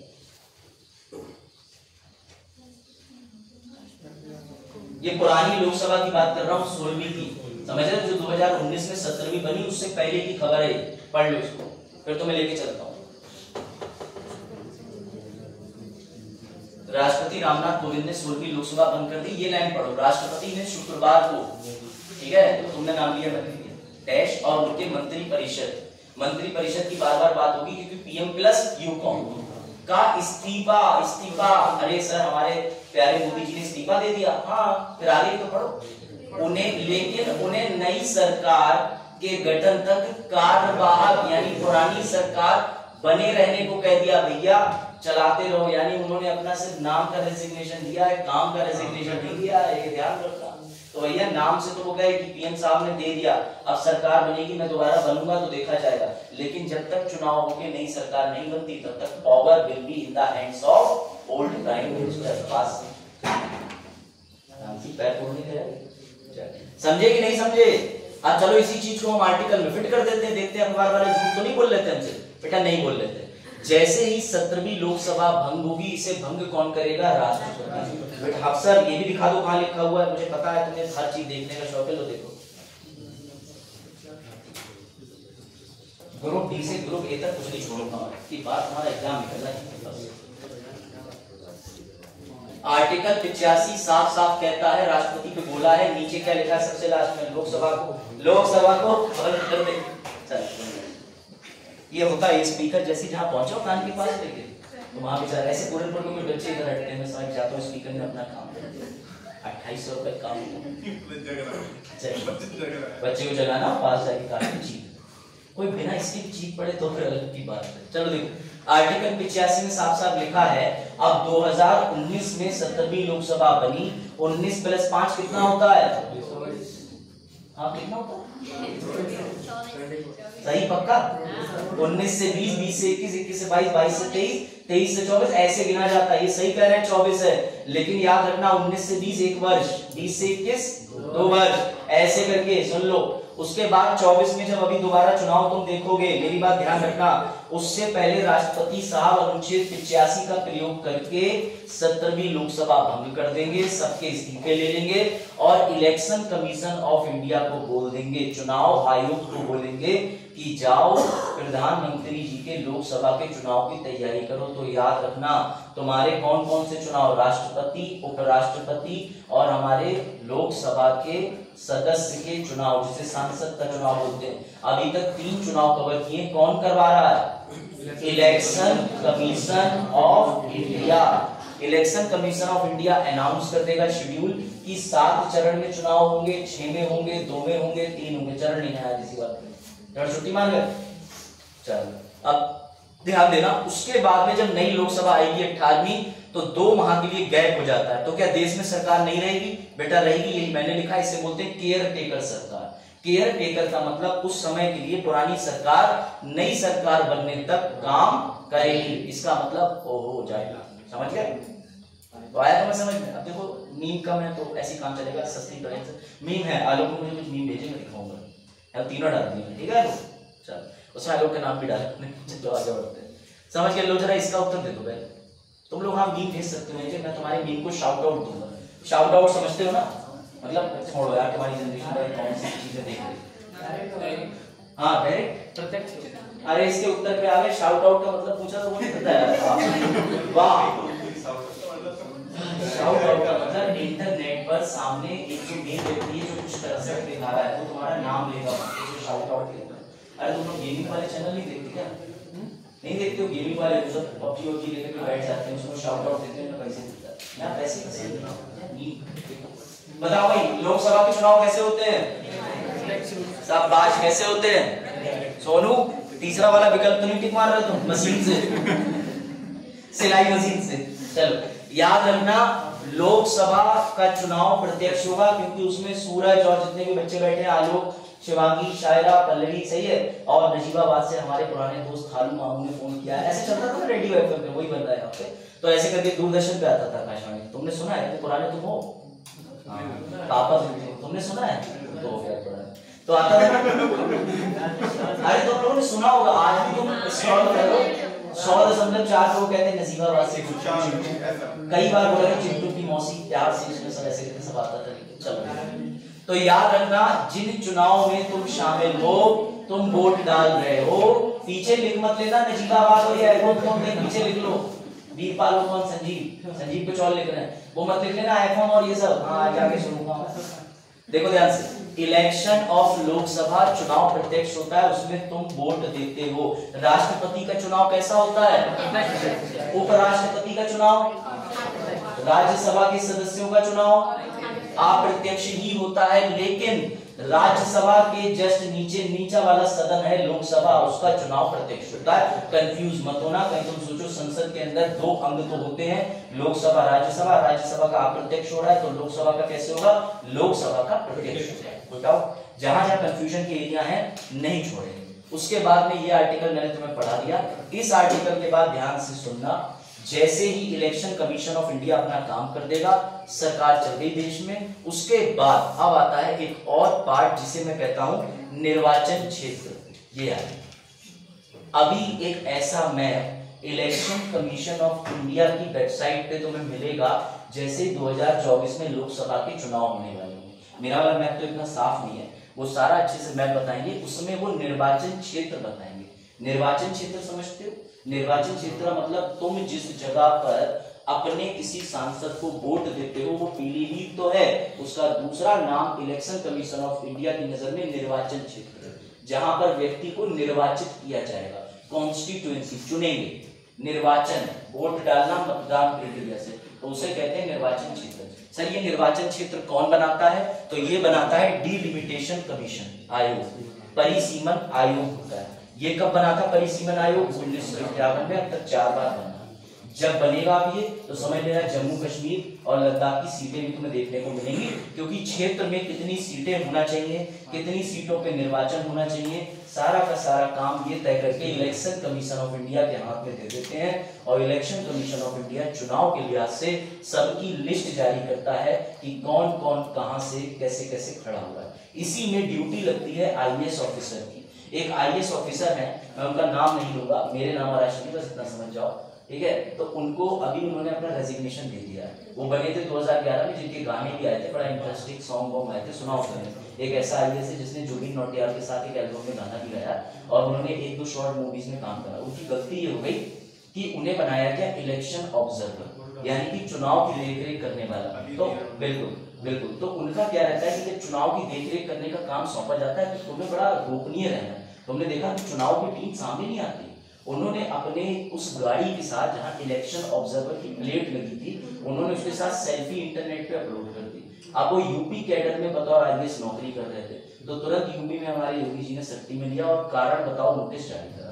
ये नोटिस जारी होने के बाद वो परेशान हुए, 2 साल से छुट्टी पे भी रहे। इन सब चीजों के साथ साथ उनकी बीवी भी जो है वो भी प्रॉपर इस समय सेलेक्टेड है ना, उनका नाम ले लेंगे, तो समझो कि उन्होंने फिर क्या करा, रिजाइन ही कर दिया। अब वो अपना फुल टाइम करियर या तो पॉलिटिक्स या मूवी में बनाएंगे। तो देख रहे हो तुम्हारी इस बनने के बाद भी तुम्हारी कलाकारियां जाती हैं, टिकटॉक या मतलब ठीक है। देखो उनके आर्टिकल 21 नहीं, मैंने मेरा नाम हाँ चलो समझ गया, तो ठीक है। एक अभिषेक सही जगह जा रहे हैं, चलो देखो भाई, मतलब बाद में आप भी हाँ बाद में मैं टिकटॉक बनाऊंगा यूट्यूब पे। बस एक बार मेरे को आईएएस वाला पद मिल जाए, उसके बाद आप कुछ बनाओ, लोग फॉलो करेंगे। फैन के 30 मिलियन फॉलोअर्स हैं इंस्टाग्राम पे, ठीक है ना। मैं नहीं हूँ, मैंने न्यूज में ये सब देखा था, मैं इंस्टा पे नहीं हूँ। तो देखो सर, हम आपके इतने दिन से किस अभिषेक को मैसेज कर रहे हैं, बेटा कोई गलत अभिषेक को मैसेज मत कर लेना। उधर से पता चले 500 रुपए पेटीएम बार से मांग लिए तो तुम्हारा विश्वास टूट जाए, पता चले फ्रॉड के बाद क्लास नहीं आ रहा है और एक दिन अरुण को मैसेज कर 500 रुपए ले लिए मास्टर ने। तो भैया मैं इंस्टाग्राम फेसबुक पे नहीं हूँ, कृपया जारी नकल साजियों से सावधान, समझ गए। चलो देखो, तो इस तरीके की कॉन्स्टिट्यूएंसी होगी और 545 सीटें हमारे पास भर जाती हैं, 550 नहीं भर पा रही। पहले 552 सीटें होती थी, 2 सीटें होती थी एंग्लो भारतीय। एंग्लो भारतीय वो लोग होते थे जिनके पापा ब्रिटेन से आए और यहाँ पे थोड़ी देर के लिए रुके और रुकने के बाद भी उन्हें अचानक वहां पहुंचे पता चला वो मेरा बेटा भी है, तो समझ जाओ। तो ऐसे बेटे को एंग्लो भारतीय बोलते हैं, समझ गए। यानी जिनका कोई मूल वंश से ब्रिटेन में रहता हो, इनके पापा दादा कोई भी, लेकिन उन्होंने भारत को चुना, ठीक है। ऐसे कई लोग हैं, उनके बारे में अच्छी अच्छी घटनाएं हैं। तो इस तरीके के पहले 2 लोगों को राज्य के अंदर यानी यूपी के अंदर भी 1 सीट का प्रावधान था गवर्नर के जरिए। केंद्र में राष्ट्रपति, लोकसभा के अंदर ऐसे 2 लोगों को नामांकित करता था। जैसे सचिन वगैरह थे ना, मैंने बताया 12 238 + 12, ऐसे 2 लोग लोकसभा के अंदर नामांकित होते थे, लेकिन अब वो खत्म कर दिया। तो सर एंग्लो भारतीय कहाँ जाएंगे, बेटा उनके लिए ये वाला रास्ता खुला है, तुम कहीं से चुनाव लड़ सकते हो, चुनाव लड़के तुम आ जाओ, कोई दिक्कत नहीं, लेकिन तुम्हें नामित नहीं करेंगे। यानी राष्ट्रपति जी अपनी मर्जी से किसी को बुला देंगे, एंग्लो इंडियन आ जाओ जाओ बैठो लोकसभा में, ये खत्म हो गया। अब वो कहेंगे खड़े हो, चुनाव लड़ो, चुनाव जीत गए, समझ गए। अब समझो ध्यान से, ये रही तुम्हारे सारे निर्वाचन क्षेत्र, आ जाओ। ये तुम्हारे जितने निर्वाचन क्षेत्र हैं इनके नाम होते हैं। पीलीभीत का 16 32 जो भी है 26, क्या देखो 26 है, गुड, 26 निर्वाचन क्षेत्र। तो एक पर्ची आती, पर्ची इलेक्शन कमीशन की, तो उसमें धारा देखना, उस पर लिखा होगी, धारा लिखी होगी। और मैं मेरा सवाल यह है, वो धारा संविधान की होगी या कौन से चुनाव की होगी या अधिनियम की होती है? कौन सा अधिनियम होता है? निर्वाचन अधिनियम। निर्वाचन अधिनियम, बिल्कुल आप सही बता रहे हैं, लेकिन धारा कौन सी होती है? 22 की होती है। तो उससे देखना, उस धारा को गूगल करके पढ़ना जरूर। तुम्हारी पर्ची पे इतनी खतरनाक चीजें तुम्हें दिखेंगी, तुम डर जाओगे, इसका दुरुपयोग करा, इसको हस्तांतरित करा, क्या चीज 21 एक भी नहीं होती है। देखो पर्ची डाउनलोड करके देखना, पढ़ी होगी पर्ची, आती होगी ना घर पे, उधर जाते होंगे भैया वोटर वाले, नहीं भी आती होगी तो तुम जाते होगे। जैसे मेरा वोट पड़ता है रामलोगाई सहानी, ठीक है, लेकिन अफसोस ये है कि उस दिन छुट्टी होती है, मतलब समझो। तो ये है कि मैं वहां जाता हूँ, मैं जाता हूँ अपनी पर्ची निकलवाता हूँ, पर्ची निकलवाने के बाद मैं देखता हूँ हाँ भैया हाँ वोट है, ठीक है। चलो बड़े बच्चे समझ गए, बाकी लोग को देख। तो भाई भारत का चुनाव है। इसे भारत का चुनाव क्यों कहते हैं? क्योंकि तुम देख रहे हो सिर्फ यूपी की तुम्हें जगह पर गोला दिख रहा है क्या? पूरे इंडिया में तुम्हें सर्कल दिख रहा है ना, इसे भारत का चुनाव बोलते हैं। और 2024 के चुनाव के समय जितने सेलिब्रिटी हैं सब पोलिंग करते हुए तुम्हें नजर मिलेंगे। अभी देखना तुम विज्ञापन शुरू होंगे, अभियान शुरू हो जाएंगे, हम लोग भी चलेंगे कैंपेन लेकर के गाँव जाएंगे। चुनाव चला था ये जब मतलब यहाँ पे जो डीएम साहब थे इनसे पहले वाले, तो उन्होंने उस समय वोटिंग के टाइम पे बड़ा वो करा था कि आप लोग जितने भी हैं, उन्होंने करा था ना शायद शिवांशी, उन्होंने कहा था कि आप लोग इलेक्शन के लिए कुछ करें, जागरूकता करके। वजाहत में भी योगदान दिया था, कुछ लोगों की वीडियो बना दी थी जबरदस्ती, बोल बोल डाले, अब वो कह रहे हैं हाँ, और वो वीडियो मेरे घर के पड़ोस में आके बने, मुझसे कह रहे आप भी बनवा लो। मैंने कहा मुझे उन्होंने बता रखा तुम्हें बनानी है। तो ऐसे खतरनाक काम करते हैं। हुआ था, तुम लोग अचीवमेंट भूल जाते हो, अपने अचीवमेंट को याद करा करो, मुझे याद है। खैर उसके बाद देखो बेटा, ध्यान से देखो, इस वाले मैप को तुम भले ही ना देखो, नहीं देख पा रहे, कोई बात नहीं, मैं तुम्हें अलग ही चीज दिखाते हूँ लोग। अब तुम ये देखो, एक न्यूज आई और न्यूज में ये पता चल गया कि जो तुम्हारा निर्वाचन क्षेत्र था, इन निर्वाचन क्षेत्रों पे यहाँ पर पूरे इंडिया में सबसे ज्यादा सीटें किस पॉलिटिकल पार्टी ने जीती। ये खबर न्यूज में आ जाती है, कोई डाउट? इसी को कहते हैं सरकार बनाना? नहीं, इसे कहते हैं सिर्फ एक पॉलिटिकल पार्टी के लोगों ने मतदान जीत लिया। अभी तो गेम शुरू होगा। ये चुनाव जीतने के बाद प्राइम मिनिस्टर बनना फाइनल नहीं होता, ये चुनाव जीतने के बाद देश को सरकार मिल गई ये फाइनल नहीं होता है। इसके बाद बेटा राष्ट्रपति जी तक खबर पहुंचेगी कि चुनाव हो गए, सारे सदस्यों की वापसी हो रही है, सारे सदस्य लोकसभा में आ रहे हैं, तो राष्ट्रपति सरकार बनने के पहले दिन, और बजट से शुरू हो रहा था नए सत्र के पहले दिन, हमेशा संसद में दोनों राज्यसभा लोकसभा को बैठा के क्या करते हैं, अपना एक भाषण देते हैं। सर वो भाषण कहाँ लिखा हुआ है, ये लो, इसे बेटा बोलते हैं स्पेशल एड्रेस। पढ़ो। लोकसभा के लिए प्रत्येक आम चुनाव हर चीज पॉलिटी में ऐसी दिए स्टोरी की तरह। अब तुम लोग रेगुलर आ रहे हो, पढ़ाने में मजा आ रहा है, जिस दिन भीड़ कम उस दिन रिजाइन। मतलब 4-5 बच्चों में यही काम होता है, मेरी आदत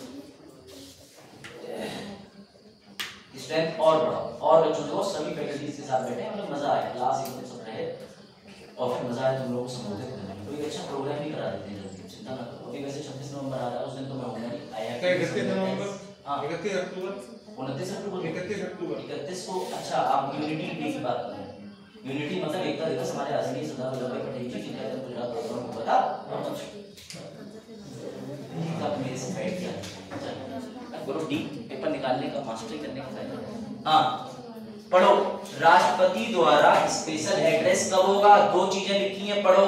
आम चुनाव के बाद पहले सत्र की शुरुआत में, प्रत्येक वर्ष सत्र की शुरुआत, यानी 3 सत्र होते हैं संसद के, budget, monsoon, BMW, budget, monsoon, winter, यानी कि बजट सत्र, मानसून सत्र, शीतकालीन। बजट सत्र फरवरी के पहले दिन राष्ट्रपति आएंगे हर साल, और जब 5 साल में नई सरकार बनेगी तब आएंगे, ऐसा अनुच्छेद 87 कहता है। भंग करने का 85, नई संसद के अंदर लोकसभा की नई सरकार आने का 87। ये आर्टिकल मत भूलना, यूपीएससी बहुत ड्रामेटिक चीजें खड़ी कर देता है, ये आर्टिकल पे इधर उधर करता है। 87 में कर देगा भंग करने का, 85 में कर देगा चुनाव का, और तुम कंफ्यूज हो जाओगे। तो don't be dramatized by such a. चुनाव से पहले एक चेहरा दिया जाता है कि प्रधानमंत्री पद के उम्मीदवार हैं। बिल्कुल सही कह रहे हो। अगर ये चीज बदल दी है तो बदलती है। अभी अरुण तुम बिल्कुल सही चीज कह रहे हो, लेकिन अभी हम आ रहे हैं, अभी आ रहे हैं। जो तुम कह रहे हो, अभी तो मैं प्रधानमंत्री, मैंने भी क्या कहा जस्ट पहले, जो अरुण का सवाल है बिल्कुल जायज है और अच्छा सवाल है। मैंने कहा ये बिल्कुल तय नहीं हुआ प्रधानमंत्री एक व्यक्ति बनेगा या देश की सरकार आ गई, सिर्फ लोग जीत के लोकसभा में बैठने जाते, उस बदल जाता है, वोट पड़े हैं, बदल जाता है। पार्टी चाहे तो जैसे कि अब मैं एग्जांपल दूं, योगी जी को बना दे, योगी जी को बनाते या कोई भी XYZ चाहे, बदल सकते हैं। वो भी छोड़ो, प्रधानमंत्री जी नए वाले बनने के बाद रिजाइन दे सकते हैं, फिर दूसरे व्यक्ति को आगे ला सकते हैं। ना वो लोकसभा सदस्य हो, ना वो राज्यसभा, और उनको बना सकते हैं। 6 महीने का टाइम है, अभी आ रहे हैं सब पे, अब घबराए। ऐसा कुछ नहीं तुम्हें यहाँ पे मिस होगा जो तुम सोचोगे, पढ़ाई से संबंधित वो मिलेगा, बाकी चीजें नहीं। अब कुल्फी सोच रहे हो, लो उससे पहले किसने भेजा, इसका क्रेडिट जाता है हमारे आदरणीय सत्य आलोक जी को। आलोक ने भेजा, लेकिन आलोक तुमने समझ नहीं आया ये मुझे क्यों भेजा? तो मुझे इनडायरेक्टली संकेत देना चाह रहे थे, मैं के नाम से चुना पढ़ लो। अरे चलो ठीक है, लेकिन अच्छा है। मुझे ये मैं जब देख रहा था तो मैं पवन स्वीट्स को रबड़ी खा रहा था, तो मैं बड़ा तेज हंसा। मेरे साथ में 2 लोग और थे, वो भी ऐसे, मैंने कहा तुम क्यों हंसे? बोले तू हंसा। मैंने कहा बस सहन तो ये, फिर अब वो ही हंसे, मैं नहीं हंसा। तो ऐसा हो जाता है कभी। वो इसलिए हंसे, वो 2 लोग मेरे मम्मी पापा थे। कहा गया ना, मम्मी पापा से मैं कुछ खाने पीने चला जाऊं तो मेरी बड़ा बेइज्जती होती है। जैसे मैं कहता हूँ 100 ग्राम रबड़ी दे दो, हाँ तुम ही ले लो, अपने माँ बाप को क्या ही खिलाओ, 100 ग्राम रबड़ी दोनों को खिलाओ, तो बागवान चल रही है।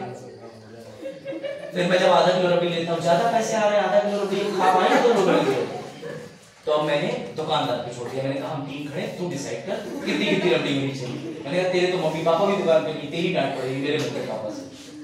खैर फिर ठीक है, घबरा जाती है। 100 ग्राम ले लेते हैं। हाँ हाँ बिल्कुल, 4 लेंगे, तुम्हें ही फोन कर देंगे हम।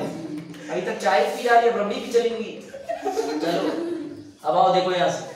अब देखो जो भी पॉलिटिकल पार्टीज हैं, मेरी बात ध्यान से समझना, हमने उन्हें सीटें जितवा दी। पॉलिटिकल पार्टी 1 2 3 4 नाम नहीं होगा, ठीक है।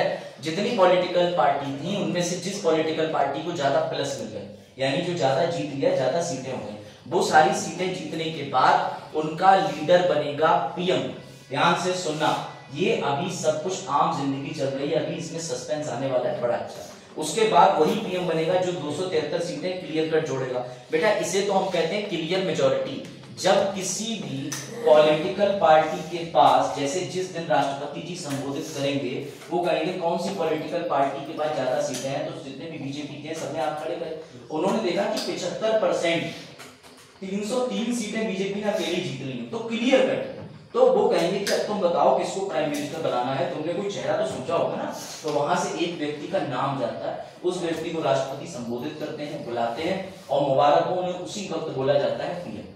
बाद में उनकी सलाह से और मंत्रियों का चयन होता है, यही तो है। पहले राष्ट्रपति प्रधानमंत्री को चुनते हैं, फिर उनकी सलाह पर और मंत्रियों को चुना जाता है। कोई दिक्कत? लेकिन अभी 2 सिचुएशन आ रही है, बड़ा मजेदार। ये तो मैंने तुम्हें तब बता दिया जब क्लियर बहुमत होता है, लेकिन अरुण की बात पे आते हैं जो दूसरे तरीके की है कि स्पष्ट बहुमत पर था, राष्ट्रपति जी ने आमंत्रित करा और कहा कि आके दावा क्लेम करो। उन्होंने कहा कौन हमारी पार्टी में बन गए प्रधानमंत्री। लेकिन अब वहां बहुमत नहीं आ रहा।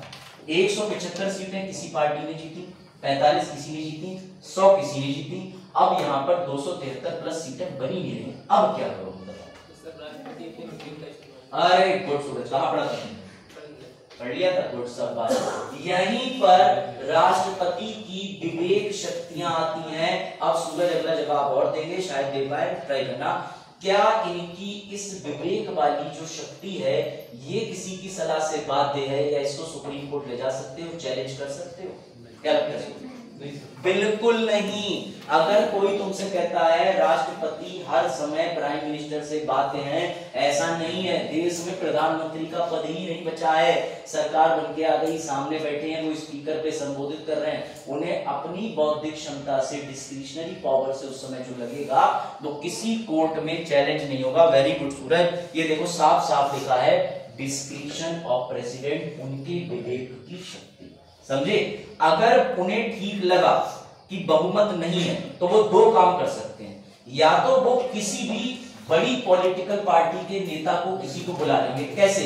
जैसे 145 सीटें किसी की बन गई, वो उससे कहेंगे आ जाओ मुन्ना, तुम ट्राई करके देखो, तुम आओ यहाँ दावा करके दिखाओ। हो सकता है तुम्हारे साथ में चाहे 45 भी जुड़ जाए, 40 भी जुड़ जाए, 30 भी जुड़ जाए। या फिर कभी कभी चुनाव से पहले कुछ नेता घोषणा कर देते हैं कि हमारी पार्टी, ऐसे आपका बदलाव सुनो अपना, ऐसे कि हमारी पार्टी ये है,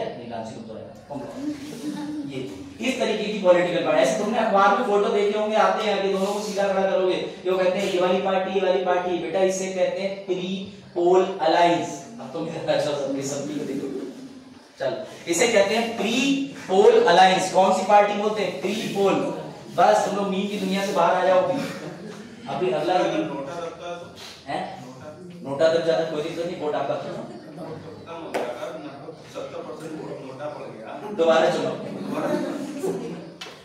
अगर देश के अंदर चुनाव हो नहीं पा रहा 2 बार 3 बार 4 बार, इसका कहीं क्लियर ही नहीं है कि देश में कितनी बार चुनाव होगा। सीमित बार होगा, और फिर एक समय के बाद में जो पुरानी कार्यवाहक सरकार होगी, हमें नहीं पता, हम चला रहे जब तक चुनाव नहीं होते। तो तभी तो ये प्रावधान बनाया है कि जो पुरानी सरकार है वो तो साफ साफ कहेगी हाँ बहुत बढ़िया चुनाव ना हो पाया, और 20 साल चलाए रहो। समझे साहब? ये बड़ा करेक्ट है। विकास का कार्य नहीं हो सकता ना, विकास का कार्य नहीं। मैं आपकी बात बिल्कुल सहमत हूँ, विकास का कार्य नहीं हो सकता, लेकिन बता के भी विकास का कार्य कहाँ हो रहा है? पावर में लिमिट कर दिया कर दी। जो कार्यवाहक सरकार होती है उनकी ताकत लिमिटेड कर दी जाती है। बिल्कुल सही है, उनकी ताकत लिमिटेड कर दी जाती है, लिमिटेड हो ही जाती है। आप सही कह रहे हो, जब कार्यवाही कर सकते हैं तो काम कर सकते हैं। बिल्कुल सही कहा आपने, एकदम बहुत बढ़िया। तालियां लेक्चर के बाद अगले लेक्चर में। चलो नहीं आंसर ठीक, मजाक अपनी जगह, बट इज राइट। अब देखो ध्यान से, ऐसे में वो कोई सिंगल लार्जेस्ट पॉलिटिकल पार्टी बुला सकते हैं या फिर 2-3 पार्टियों का अमल कमीशन करके, जैसे कि उन्हें चुनाव से पहले पता था कि ये पार्टी आपस में गठबंधन कर चुकी है, तो उनसे कह देंगे आगे आओ। यहीं पे कहानी शुरू नहीं होती और ना ही खत्म होती है। यहाँ पर सुनो ध्यान से, उसके बाद जैसे ही एक नीले कलर की पार्टी है, INCC नाम दे रहा हूं मैं, उस पार्टी के किसी नेता ने कहा हम दावा करते हैं, तो जैसे ही वो कहेंगे मैं आगे आके सरकार बनाने को तैयार हूं, भले उनकी सीटें 145 हो, तो जैसे ही उनकी तरफ से कोई लीडर आगे आएगा हम तुरंत ही कहेंगे मुबारक हो, ये प्राइम मिनिस्टर बन गए। तो सर अब देश को प्रधानमंत्री मिल गया? नहीं, ये राष्ट्रपति ने प्रधानमंत्री घोषित करा है सदन के अंदर। मेरी बात ध्यान से सुनना, लेकिन अभी एक नियम बाकी है जो मैं कई बार पढ़ा चुका हूं। राष्ट्रपति कौन? कार्यपालिका। किसे चुना? प्रधानमंत्री कार्यपालिका। वो लोग चुनाव जीत के आ गए, ये भी कार्यपालिका ने काम करा दिया, इलेक्शन कमीशन ऑफ इंडिया। अभी वो लोग विधायिका के सामने तो पहुंचे ही नहीं, विधायिका के सामने तो उन्होंने प्राइम मिनिस्टर को चुना ही नहीं। कैसे चुना जाएगा बता रहा हूं, क्यों? क्योंकि रूल याद रखना, कार्यपालिका उत्तरदायी है। अब सुनो गेम चेंजिंग टर्म। अब जैसे ही प्रधानमंत्री हमने अभी इंडियन नेशनल सीसी का बना लिया, अभी काम खत्म नहीं हुआ, राष्ट्रपति ने तो उनको ये करा दिया, राष्ट्रपति ने कह दिया कि ठीक है आ जाओ, लग रहा पेजी गायब हो गया, चलो छोड़ो। राष्ट्रपति जी वहां पर कह देते हैं कि चलो ठीक है तुम बन जाओगे। फोटो था उसमें, राष्ट्रपति उनको शपथ दिला दी। अब राष्ट्रपति कहेंगे आज से 30 दिन शुरू, तो प्रधानमंत्री कहेंगे कैसे 30 दिन शुरू? बोले सुनो, मैंने तुम्हें राष्ट्रपति मान लिया, लेकिन अब तुम जाओगे सदन के अंदर। कौन सा सदन? लोकसभा। कौन सा? लोकसभा। राज्यसभा तुम टच भी नहीं करोगे, लोकसभा जाओगे, वहां जाके पारित करवाओगे विश्वास प्रस्ताव। कौन सा? विश्वास प्रस्ताव, कॉन्फिडेंस मोशन। इसे दूसरी भाषा में बेटा बोला जाता है फ्लोर टेस्ट। कंफ्यूज मत होना, फ्लोर टेस्ट। फ्लोर टेस्ट विश्वास प्रस्ताव को ही बोलते हैं फ्लोर टेस्ट, सिर्फ लोकसभा में होता है। और अगर 30 दिन के अंदर उस पॉलिटिकल पार्टी के सामने प्रधानमंत्री घोषित करे हुए व्यक्ति ने बहुमत बना लिया, उनके फेवर में प्रस्ताव आ गया विश्वास का, तो मुबारक हो, वो बन जाएंगे प्राइम मिनिस्टर ऑफ इंडिया। यानी प्राइम मिनिस्टर को एक बार राष्ट्रपति जी सामने आके बस पद दे रहे हैं, ये लो तुम प्रधानमंत्री बोल रहे, 30 दिन है, 30 दिन में तुम प्रूफ कर लो। अब ऐसा भी व्यक्ति सामने आ जाता है जिसके पास ना तो लोकसभा की सदस्यता है ना राज्यसभा की, कोई दिक्कत नहीं, प्राइम मिनिस्टर बना दो, 6 महीने में कोई सा भी किसी की जगह से चुनाव जितवा देंगे, बस हो गए सदस्य, बाई पोल इलेक्शन जितवा दिए जाते। समझे? इस फ्लोर टेस्ट के बाद क्या होगा? अब जाके हमारे प्रधानमंत्री जी शपथ लेंगे, और प्रधानमंत्री जी की शपथ याद रखना अनुसूची 3 में आती है। क्यों? क्योंकि राष्ट्रपति, उपराष्ट्रपति और राज्यपाल की शपथ के अलग अनुच्छेद हैं, लेकिन प्रधानमंत्री का कोई अलग अनुच्छेद नहीं है। अनुसूची 3 में उनकी शपथ आती है, और ये 2 शपथ लेते हैं। कितनी शपथ लेते हैं? 2। और 2 शपथ जो लेते हैं वो बड़ा इंटरेस्टिंग होती है। उस शपथ में लिखते हैं कि मैं कर्तव्य निष्ठा सत्यता के साथ अपना काम करूंगा, संविधान को आगे लेके जाऊंगा, देश चलाऊंगा, बस उसमें तुम्हें बहुत ज्यादा ध्यान नहीं रखना। लेकिन जो दूसरी शपथ है वो इंपॉर्टेंट। कोई बता सकता है ये 2 शपथ क्यों लेते हैं और दूसरी शपथ क्या होती है? बताओ। बहुत बढ़िया सूरज, इसे कहते हैं पढ़ने का फायदा। सूरज बिल्कुल सही तैयारी कर रहे हैं, जहां से भी कर रहे हैं। चाहिए 4-5 दिन से यही आ रहा है क्लास में, मेरे से ही कर रहा है, ठीक है, नंबर हो गया। तो सूरज अच्छी तैयारी कर रहे हैं, सूरज का आंसर बिल्कुल ठीक है। बेटा गोपनीयता की शपथ मंत्री जी क्यों खाएंगे, उसके पीछे कारण है, देश का प्रधानमंत्री सारे देश के सीक्रेट्स जानता है। अगर उन्होंने बजट बन रहा है बाहर कर दिया देश से, तो फिर क्या होगा? देश तो कोलैप्स हो जाएगा। इस वजह से गोपनीयता की शपथ भी खाते ही खाते हैं। सिर्फ प्रधानमंत्री नहीं, निर्मला सीतारमन भी 2 शपथ लेंगे, वित्त मंत्री जी ने बोलते हैं, हमारी डिफेंस मिनिस्टर, शिक्षा मंत्री, जितने भी मंत्रिमंडल में लोग हैं सब डबल शपथ लेते हैं।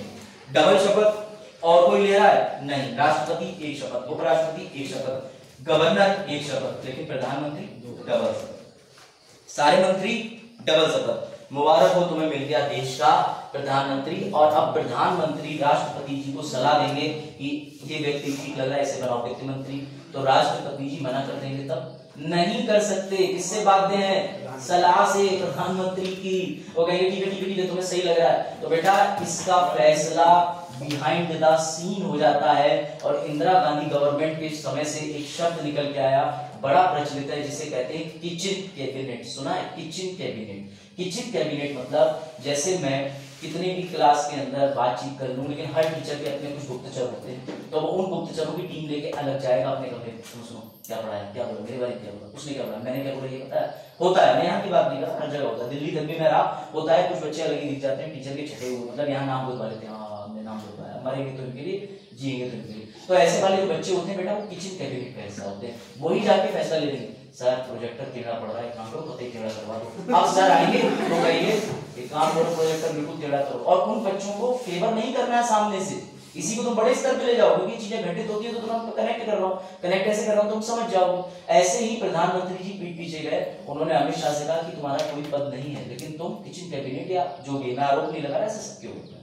तो उन्होंने किचन कैबिनेट के मामले में डिस्कशन करा कि अच्छा नोटबंदी किसने कही, तुम्हें आज तक नाम नहीं पता होगा, पता किसने कही? तुम तो एक हो गया 8 नवंबर 2016 को देश के प्रधानमंत्री आए, नोटबंदी हो गई। वो नोटबंदी किस किस की सलाह हो गई है ना, वो अभी तुम्हें समझने में बड़ा वक्त लगेगा।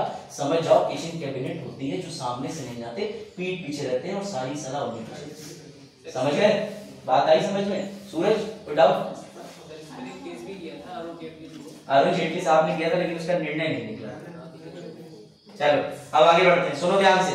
उसके बाद अब समझ गए, किचन कैबिनेट तो क्लियर हो गया। अब सुनो, अभी यहाँ पे काम खत्म नहीं हुआ। अब याद रखना कि प्राइम मिनिस्टर के पास में 6 महीने तक कोई भी ऐसी जगह से, जैसे मान के चलो हमने बना दिया प्राइम मिनिस्टर बजाज को, कोई लिंक नहीं लोकसभा से, कोई राज्यसभा से लिंक नहीं, कुछ नहीं। और जब मैंने तुम्हें राष्ट्रपति पद पढ़ाया था तो मैंने कहा कि राष्ट्रपति जो होते हैं उनके पास लोकसभा का सदस्य बनने योग्य वाली शक्ति है, सदस्यता की एलिजिबिलिटी होनी चाहिए। जब मैंने उपराष्ट्रपति बताया तो मैंने कहा राज्यसभा का सदस्य बनने योग्य मानक होने चाहिए। लेकिन मैंने तुम्हें प्रधानमंत्री इतनी देर से पढ़ा रहा हूँ, यहाँ बताया कि ये लोकसभा के सदस्य होने चाहिए, इतनी आयु होनी चाहिए, कोई जरूरत नहीं। तुम किसी को भी प्राइम मिनिस्टर बना दो, पर उसे 6 महीने के अंदर तुम लोकसभा राज्यसभा किसी न किसी की उसे सदस्यता दिलवाओगे। नहीं दिलाई बेटा रिजाइन मारना पड़ेगा। ऐसा ही यूपी के अंदर सीएम का भी होता है। बात आई समझ में? जहां जहां प्रैक्टिस सेम है, बस अलग अलग राज्यों में कुछ अंतर है। चलो 6 महीने के लिए उन्हें तुम लोकसभा राज्यसभा में चुनाव जितवा दो, बाई पोल इलेक्शन जीत जाते हैं। बाई पोल इलेक्शन मतलब कहीं पे कोई एक्सपायर कर गया तो वहां पे जगह खाली होगी, तो उन्हें पता है कि यहाँ ज्यादातर हमारे फेवर की सीट रहती है, तो वो ऐसी जगह से जितवा देते हैं। एग्जाम्पल तमाम कई एक पॉलिटिकल पार्टी के लोग हैं जो उसी जगह से जीतने के लिए खड़े होते हैं जहां उनको पता है कि हम जीत जाएंगे। अब ऐसा ही एक मामला और हुआ था जो 30 दिन के अंदर सरकार सिद्ध करने वाला, तो तुम्हें पता होगा पूरा मैटर पढ़ा था ना तुमने। महाराष्ट्र का हो चुका है, उत्तराखंड में भी हो चुका है, महाराष्ट्र में भी हुआ है। जब सरकार गिर जाती है, राज्य के अंदर गवर्नर कहते हैं कि तुम फ्लोर टेस्ट करो, लेकिन केंद्र के अंदर कौन कहते हैं? राष्ट्रपति। फ्लोर टेस्ट का मतलब विश्वास प्रस्ताव पारित करो, तुम्हारी सरकार के लोग बैठे हैं। ऐसा तब होता है, गठबंधन की सरकार ना एक धोखे की सरकार होती है। एक लेख है बड़ा अच्छा, मैं तुम्हें शायद दिखाऊं, उसे फ्रैक्चर्ड बोलते हैं। आया मैंने तुम्हारे लिए मेंस तैयार कर दिया। हाँ, प्रधानमंत्री बने, एक दिन इस्तीफा दे दिया, फिर बन जाए 6 महीने के लिए? नहीं, ऐसा पॉसिबल नहीं। इसमें हमें कंडीशन में रोक लगा दिया जाता है। बिहार में क्या हुआ था? जर्मनी सरकार। अच्छा, उसके पीछे कारण है जो आप बात कहना चाह रहे हो। फिर वो सेम पॉलिटिकल पार्टीज नहीं आ सकते, उन्हें दूसरी सरकार के साथ गठबंधन करके आना पड़ेगा। इसमें कंडीशन जैसे ऐसे तो अगर चलता है तो फिर हो गया काम। जो आप बात कह रहे हो मेरे हिसाब से प्रैक्टिकलिटी नहीं दिखती मुझे। अगर ऐसा हुआ तो केस स्टडी करके मुझे बताना। इन 6 महीने रहे, एक दिन रिजाइन कर दे। इस बीच में मान के चलो देश को कोई, अब आप बात कर रहे हो तो फिर सीएम की बात कर रहे हो ना, सीएम पे तो आई प्रधानमंत्री ने लिखा 6 महीने बाद इलेक्शन जीत सकते हैं, एक दिन के लिए भी हम पद छोड़ सकते हैं, प्रधान कर ले नहीं कर सकते। वो 6 महीने का टाइम बार बार रिपीट करने के लिए नहीं, वंस एक व्यक्ति पर एक ही बार आता है। समझ गए? चलो अब वापस देखो, चुंगम खाली तुमने, अब देखो आगे ध्यान से। सबसे बड़ी चीज इस समय गठबंधन को लेके मेंस में सवाल बन सकता है, मुझे ऐसा हमेशा से डाउट रहा है। इसे क्यों? क्योंकि बेटा गठबंधन की सरकार एक धोखे की सरकार होती है। मान लो मैंने येलो कलर की पॉलिटिकल पार्टी को वोट दिया क्योंकि मुझे वो पसंद है, और उस पॉलिटिकल पार्टी का एक व्यक्ति देश का पीएम मैं देखना चाहता हूँ, लेकिन इन्होंने मुझसे कहा कि हाँ हम तुम्हारे साथ चलेंगे। अब ये पूरे साल और 5 साल विरोध करते रहे ग्रीन कलर की पार्टी का। मेरी बात समझना, लास्ट में मैं देख रहा हूं कि इनकी सरकार की सीटें नहीं आई तो ग्रीन पार्टी के साथ में जाके संगठित हो गए, गठबंधन कर लिए। उल्टा छोड़ो, इन्होंने ग्रीन पार्टी के व्यक्ति को देश का पीएम बना दिया। मेरे साथ तो धोखा हो गया ना। मैंने तो पीले कलर वाले को वोट दिया था ना कि मेरे साथ तो ये बनना चाहिए। तो बेटा इसलिए गठबंधन की सरकार धोखे की सरकार होती है, इसमें कई बार ऐसा होता है कोलैप्स हो जाता है। ऐसी स्थिति महाराष्ट्र में बनी, महाराष्ट्र में उन्होंने दिया वोट, उन्होंने जाके जोड़ लिया। बाद में क्या होता है कि कुछ लोग बिहाइंड द सीन लालच दे रहे होते हैं, और ये मैं नहीं बोल रहा, न्यूज में निकलता है, बड़े बड़े महंगे होटल्स में इनको ले जाकर के बंद कर देते हैं ताकि इनको कोई तोड़ वाले विधायकों को बचाने के लिए। तो वो विधायकों को लालच दिया जाता है कि हम तुम्हें वित्त मंत्री बना देंगे, हम तुम्हें शिक्षा विभाग दे देंगे, गन्ना कृषि विभाग दे देंगे। तो इस वजह से उन्हें तोड़ने का प्रयास करते हैं। और तोड़ने का मतलब समझो, 150 लोग इनके, 123 लोग इनके, तो 273 लोग हो गए। अब मैं इन 123 को अपनी तरफ अगर खींच दूं, मेरी भी 160 सीटें कवर्ड हैं, तो फिर तो मेरी सरकार बन जाएगी। इसलिए मैं बार बार प्रयास करता हूं, यानी विपक्ष प्रयास करता है कि हम गठबंधन कर लें, उनका गठबंधन तोड़ दें। इसलिए गठबंधन धोखे की सरकार होनी चाहिए, समझ गए बच्चा। और इस पे मेंस का जब भी आंसर आएगा तो तुम धोखे की सरकार तो नहीं लिखोगे, लेकिन तुम ये जो पूरा लेख है इसको लिख देना कि किसी देश में प्रशासन की देखरेख और विनियमन के लिए सलाहकार एक समूह के एक साथ आ जाते हैं। इसमें सिर्फ अच्छाई करनी है, ठीक है, ज्यादा बुराई नहीं करी। बुराई 3 लाइन की बस, कि गठबंधन की सरकार से जो व्यक्ति वोट देता है उसके साथ विश्वासघात हो सकता है, समझ रहे। तो इस तरीके का एक मेंस का आंसर बन जाएगा। चलो वापस आते हैं इस पे। तो ये कंडीशन थोड़ी बहुत तुम्हें जरूर समझ आई होगी। उसके बाद में एक चीज और याद रखना, गोपनीयता की। हाँ पूछो। हाँ एंटी डिफेक्शन आता है, लेकिन एंटी डिफेक्शन जब लागू होता है उसकी भी कंडीशन है, बॉबी नहीं। जब हम आगे पढ़ेंगे स्टेट कवर करने का तब बताऊंगा। आया राम गया राम का केस है। चलिए आगे सब मैं चिंता ना करो, हम लोग पॉलिटी इतनी कॉम्प्रिहेंसिव कवर करेंगे, छोटे का कुछ नहीं, मजा उसी में। आप प्रोजेक्टर से क्या चीज, हाँ पूछो। Exactly, very good. पूरा तुमने फॉलो करे सदस्यता और इसका निर्णय भी स्पीकर, हाँ फॉलो करा था, बदले एक केस हुआ था। उस केस में एक कारण निकल के आया था कि तुम्हें बहुत ठोस कारण देना होगा दल बदलने का, बहुत ठोस कारण। तुम ऐसे ही आमतौर पर दल नहीं बदल सकते। अभी बच्चे नहीं समझ रहे हैं, इन्हें मैं दल बदलने का कारण तब स्पेसिफिक करूंगा जब हम स्टेट वाला भी कवर कर लेंगे, तब दोनों तुम्हारे पास आयाम हो। चल आगे देखो, गोपनीयता की शपथ दिलाने वाली बातें और ये जो तीसरी अनुसूची ये सब देख लेना। 6 महीने में किसी भी अवधि के लिए संसद में किसी भी सदन का सदस्य नहीं है, उस अवधि की समाप्ति पर मंत्री नहीं है, ठीक है। सर ये सब कहाँ लिखा है बेटा, ये आर्टिकल 75 में लिखा है, भूलना। शपथ की बात, 6 महीने के टाइम पीरियड की बात, ये सब आर्टिकल 75 में है। तो आर्टिकल 75 को एक रूप और भी नाम दिया है, इसे कलेक्टिव रिस्पॉन्सिबिलिटी भी बोला जाता है। कलेक्टिव मतलब समझते हो, इसकी भैया सामूहिक दायित्व भी होता है, किसके प्रति, लोकसभा के प्रति। क्यों? क्योंकि सरकार कहाँ बन रही है, लोकसभा में। हाँ 75 का सब क्लॉज 3 ये रखो, ये लिखा है, मंत्री परिषद सामूहिक रूप से लोकसभा के प्रति उत्तरदायी होगी। कोई डाउट? अगर तुमने पहले से सब बच्चों ने चीजें पढ़ रखी हो तो तुम्हें और आनंद आएगा, सो गई ऐसा तभी होगी। चलो बढ़िया।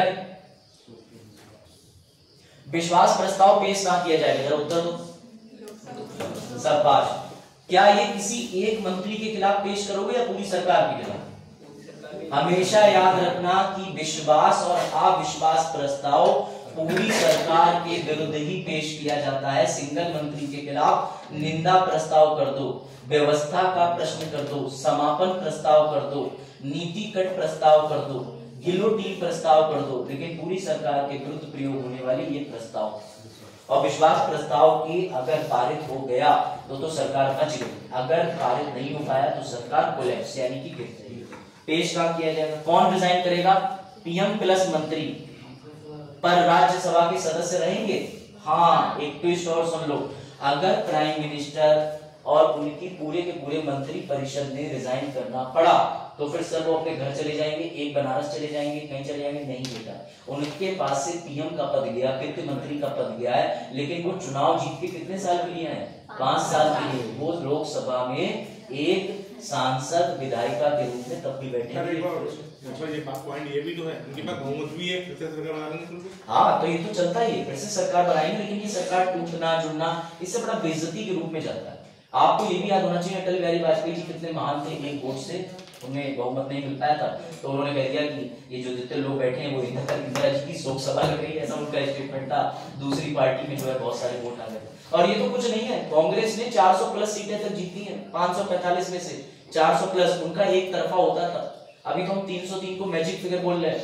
कांग्रेस एक समय पे बहुत हावी थी, पूरा 90% डोमिनेट कर देती थी, एकदम डोमिनेंस, हटात से इतने वोट। लेकिन सबका एक दौर एक समय होता है, सरकार अच्छी रहती है तो वोट ज्यादा मिलते हैं, सरकार खराब होती है तो वोट कम मिलते हैं।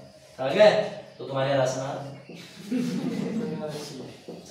तो गठबंधन का प्रभाव क्या है ये सब हमने देख लिया, ज्यादा आपको चक्कर में नहीं पड़ना। गठबंधन के लिए रहा तुम्हारा मेंस, इसकी विशेषताएं, इसके गुण और अवगुण, सिर्फ यही आएगा अगर आया तो। ये मेंस का क्वेश्चन तुम्हारे लिए ड्राफ्ट कर दिया गया है, तो टेंशन नॉट। चलो ये अगला जो तुम्हारा कंसंट्रेशन जा रहा है, ये भी आलोक ही भेजा क्या किसान निधि वाले पैसे बढ़ गए, सम्मान सम्मान किसान सम्मान कितने हो गए? 6000 थे ना, अब तो 9 हो गए। ताली गायब बजा रहा है, चाय नहीं कह रहे हैं कि अभी सबको चाय समोसे बटेगी, जैसे पुलिस से बंटवा देते थे हम। और कुछ बच्चे हमेशा आते थे, तो जो पहले यहाँ पे आईएएस ऑफिसर्स आते ग्रेट रिस्पेक्ट के साथ होते थे सर, मैं उनकी एथिक्स की क्लासेस देता था।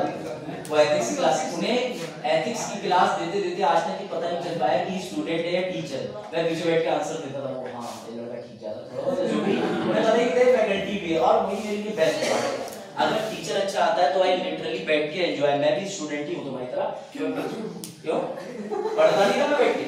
अच्छा मैं स्टूडेंट हूँ तुम्हारी तरह, ये वाली बात अरे लगता नहीं हो क्लीन शीट तो करानी मेरी और अरुण की एज में अरुण 2 साल बड़ा लगता है बेसात तो हाँ हाँ उधर से मांगी करता है, सही करिए समझो अरुण। अब पता नहीं है तुम्हारी इज्जत है तेरी बेइज्जती है, लेकिन तुम बड़े लगते हो। चल देखो, उसके बाद दूसरी बात ये थी पुल के साथ कभी कभी बारिश के मौसम में हम लोग आ जाते थे, तो फिर वही समोसा और चाय आता था क्लास के अंदर। और कुछ बच्चे जैसे बाजार 2-2 समोसे पार कर रहे हैं, अभी शिक्षा वाला अभी भी दे दो बात सर के लिए रखा।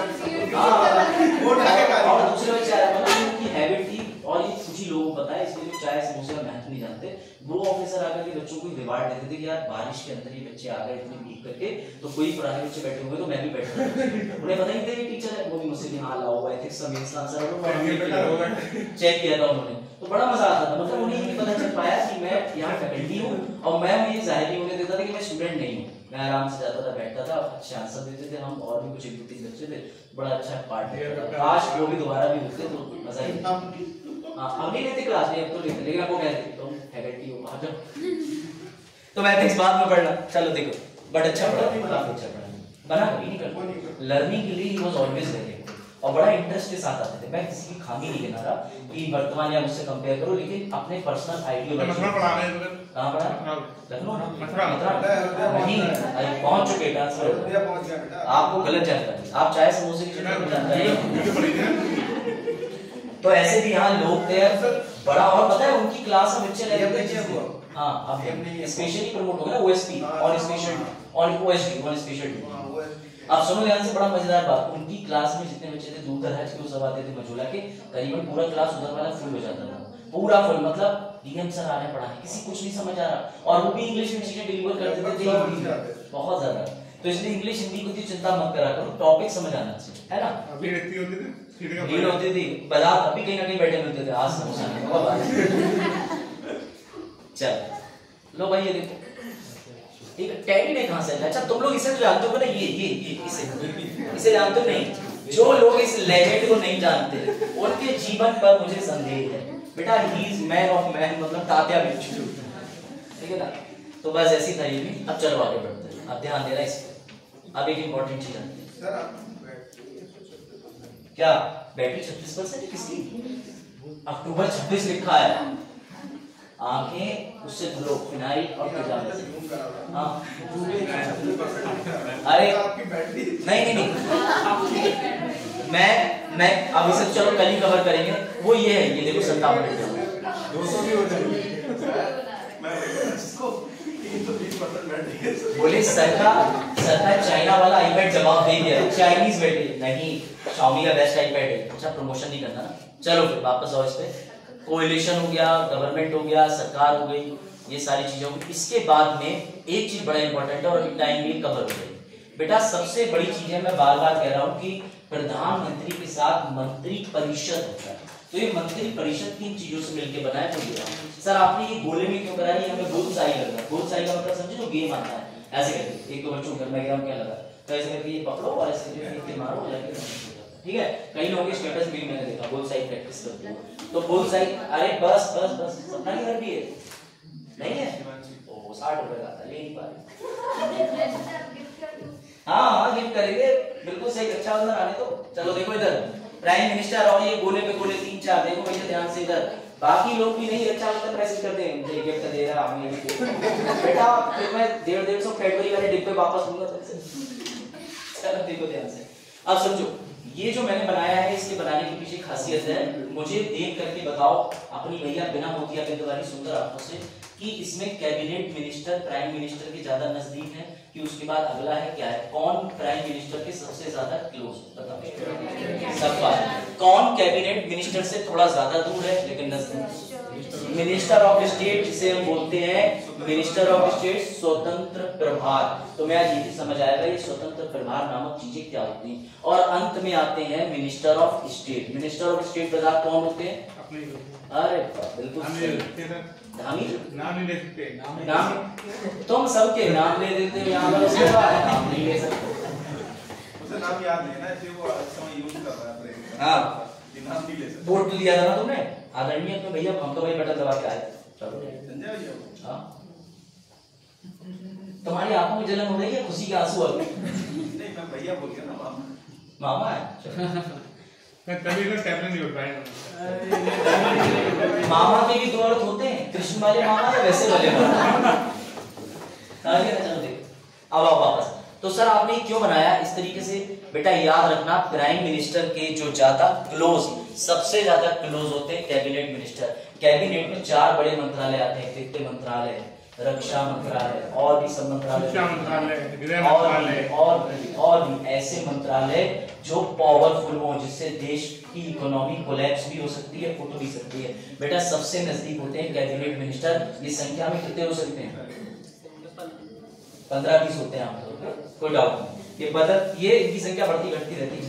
देखो उसके बाद आते हैं मिनिस्टर ऑफ स्टेट डिपेंडेंट। ध्यान से सुनना, हमारे पास मंत्री जी जो है एवं गन्ना एवं कृषि विभाग का कार्य देखते हैं, और भी मंत्री होंगे जो इस तरीके का काम देख रहे हैं, कुछ केंद्र के होंगे कुछ राज्य के होते हैं, ठीक है।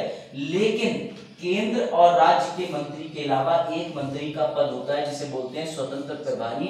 बेटा ये अकेले उस विभाग के मंत्री होते हैं, ये पावर शेयर नहीं करते। तो सर इनका काम क्या है? ये राज्य के मंत्री को भी कंट्रोल करेंगे, केंद्र वाले की भी सलाह मशवरा लेंगे और जा करके सीधे पीएम से कांटेक्ट में रहते हैं। बहुत पावरफुल पद होता है, समझिए ये सीधे बड़ा पावरफुल पद है। अगर तुम कभी देखो कि मिनिस्ट्री ऑफ कहीं किसी का कोई मंत्री है, उसके आगे लिखा है स्वतंत्र प्रभारी, समझ जाना कि बहुत नजदीक है प्राइम मिनिस्टर जी के, समझिए। तो स्वतंत्र प्रभार बड़ा अच्छा पद होता है। चलो आगे बढ़े। अब बजा जरा ये बताओ, तुमने थोड़ी फिजिक्स पढ़ी होगी, तो आज हम पढ़ने जा रहे हैं फिजिक्स की क्लास में न्यूट्रॉन प्रोटॉन इलेक्ट्रॉन। ये मैंने इसीलिए बनाया है, समझ लो बेटा। केंद्रक न्यूक्लियस की अगर बात करो तो प्राइम मिनिस्टर कैबिनेट एक साथ लिखे हुए थे, फिर स्वतंत्र प्रभार, फिर मिनिस्ट्री ऑफ स्टेट थे।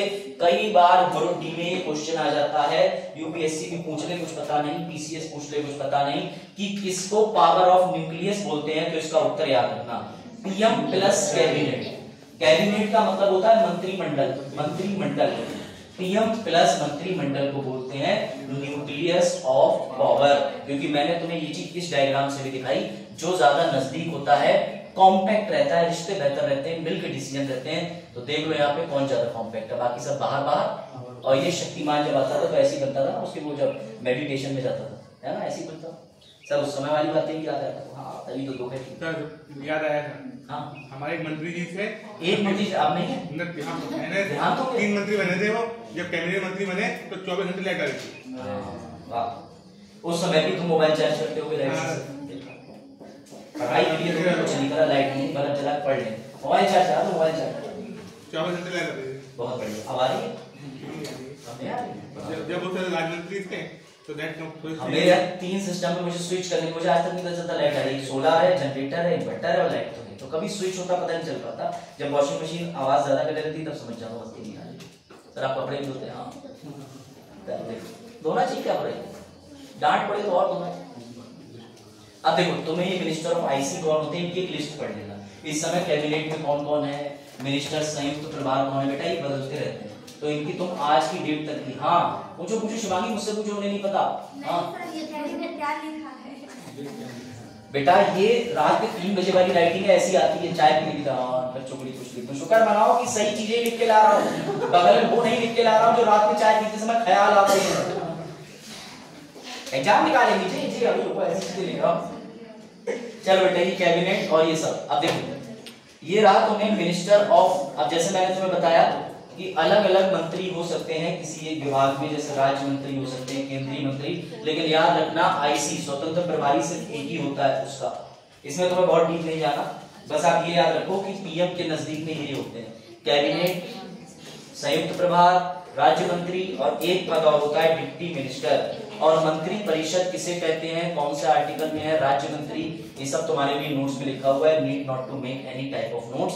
और ये रहा तुम्हारा इस तरीके से एमपी रूलिंग पार्टी और कम सीट राज्यसभा में होती है।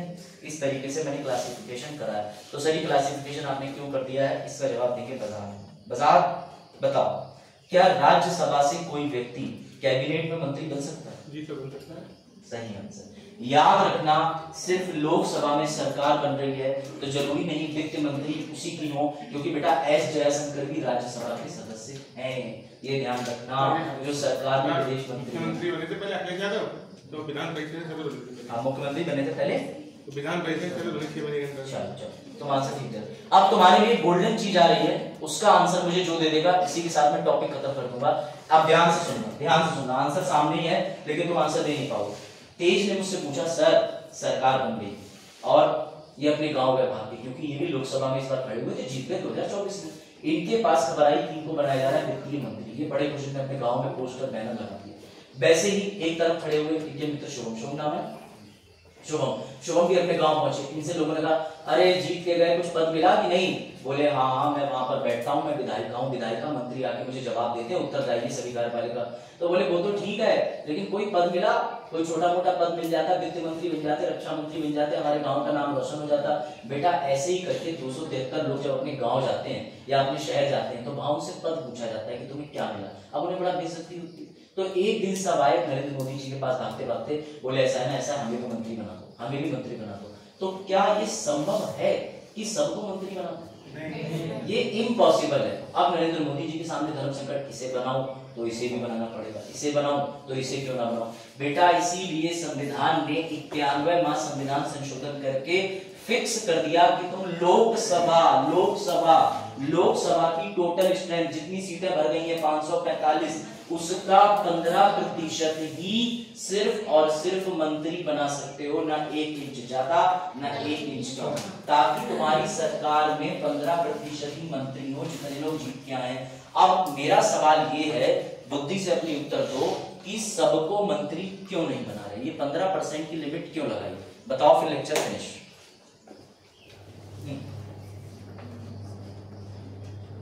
बताओ ये जो 15% की लिमिट है ये क्यों लगाई? जो इसका आंसर देगा मैं समझ जाऊंगा उसे ताली मिलना नहीं है, बिल्कुल लेक्चर ओवर नहीं हुआ, उत्तर दोगे। योग्यता के आधार पे नहीं, प्रयास करो, उत्तर गलत दो। सिंसियरिटी, मैं तुम्हें इसका ऐसा आंसर दूंगा बड़ा लॉजिकल आंसर, अभी तुम कहोगे वाओ वाओ, ऐसे का मजा आता मुझे पढ़ा, तारीफ नहीं तो पढ़ाई कैसे। हाँ बताओ इसका उत्तर तो दो, अभी हिलना मत अपनी सीट से जब तक उत्तर नहीं दे सकते। आज 2026 तारीख, हाँ बताओ उत्तर मैं दूं, हार वाली एक से करो बचपन। अब बेटा सुनो, 545 लोगों में से 303 सीटें बीजेपी की हैं, सबको मंत्री बना दोगे और बचे जितने लोग 145 40, बेटा नियम ही गड़बड़ कर रहे हो, तुम खत्म कर रहे हो। कार्यपालिका उत्तरदायी किसको है? विधायिका को। रहेगी कार्यपालिका उत्तरदायी? कहीं है 145 लोग, हम मंत्री, वित्त मंत्री, फॉरेस्ट मिनिस्टर। तो बात समझो, इस रूल को प्रोटेक्ट करने के लिए, विधायिका को बचाने के लिए सिर्फ 15% लोग ही मंत्री बनाए जाते हैं लोकसभा के टोटल के। सबको बना दोगे विधायिका खत्म। अब बात आई या नहीं समझ में आई? This is the extreme logic. समझ गए? बस 1 घंटा 30 मिनट पार कर दी वीडियो। हाँ तो बंद कर दो, रेड वाला बटन दबा, चल रही थी वीडियो।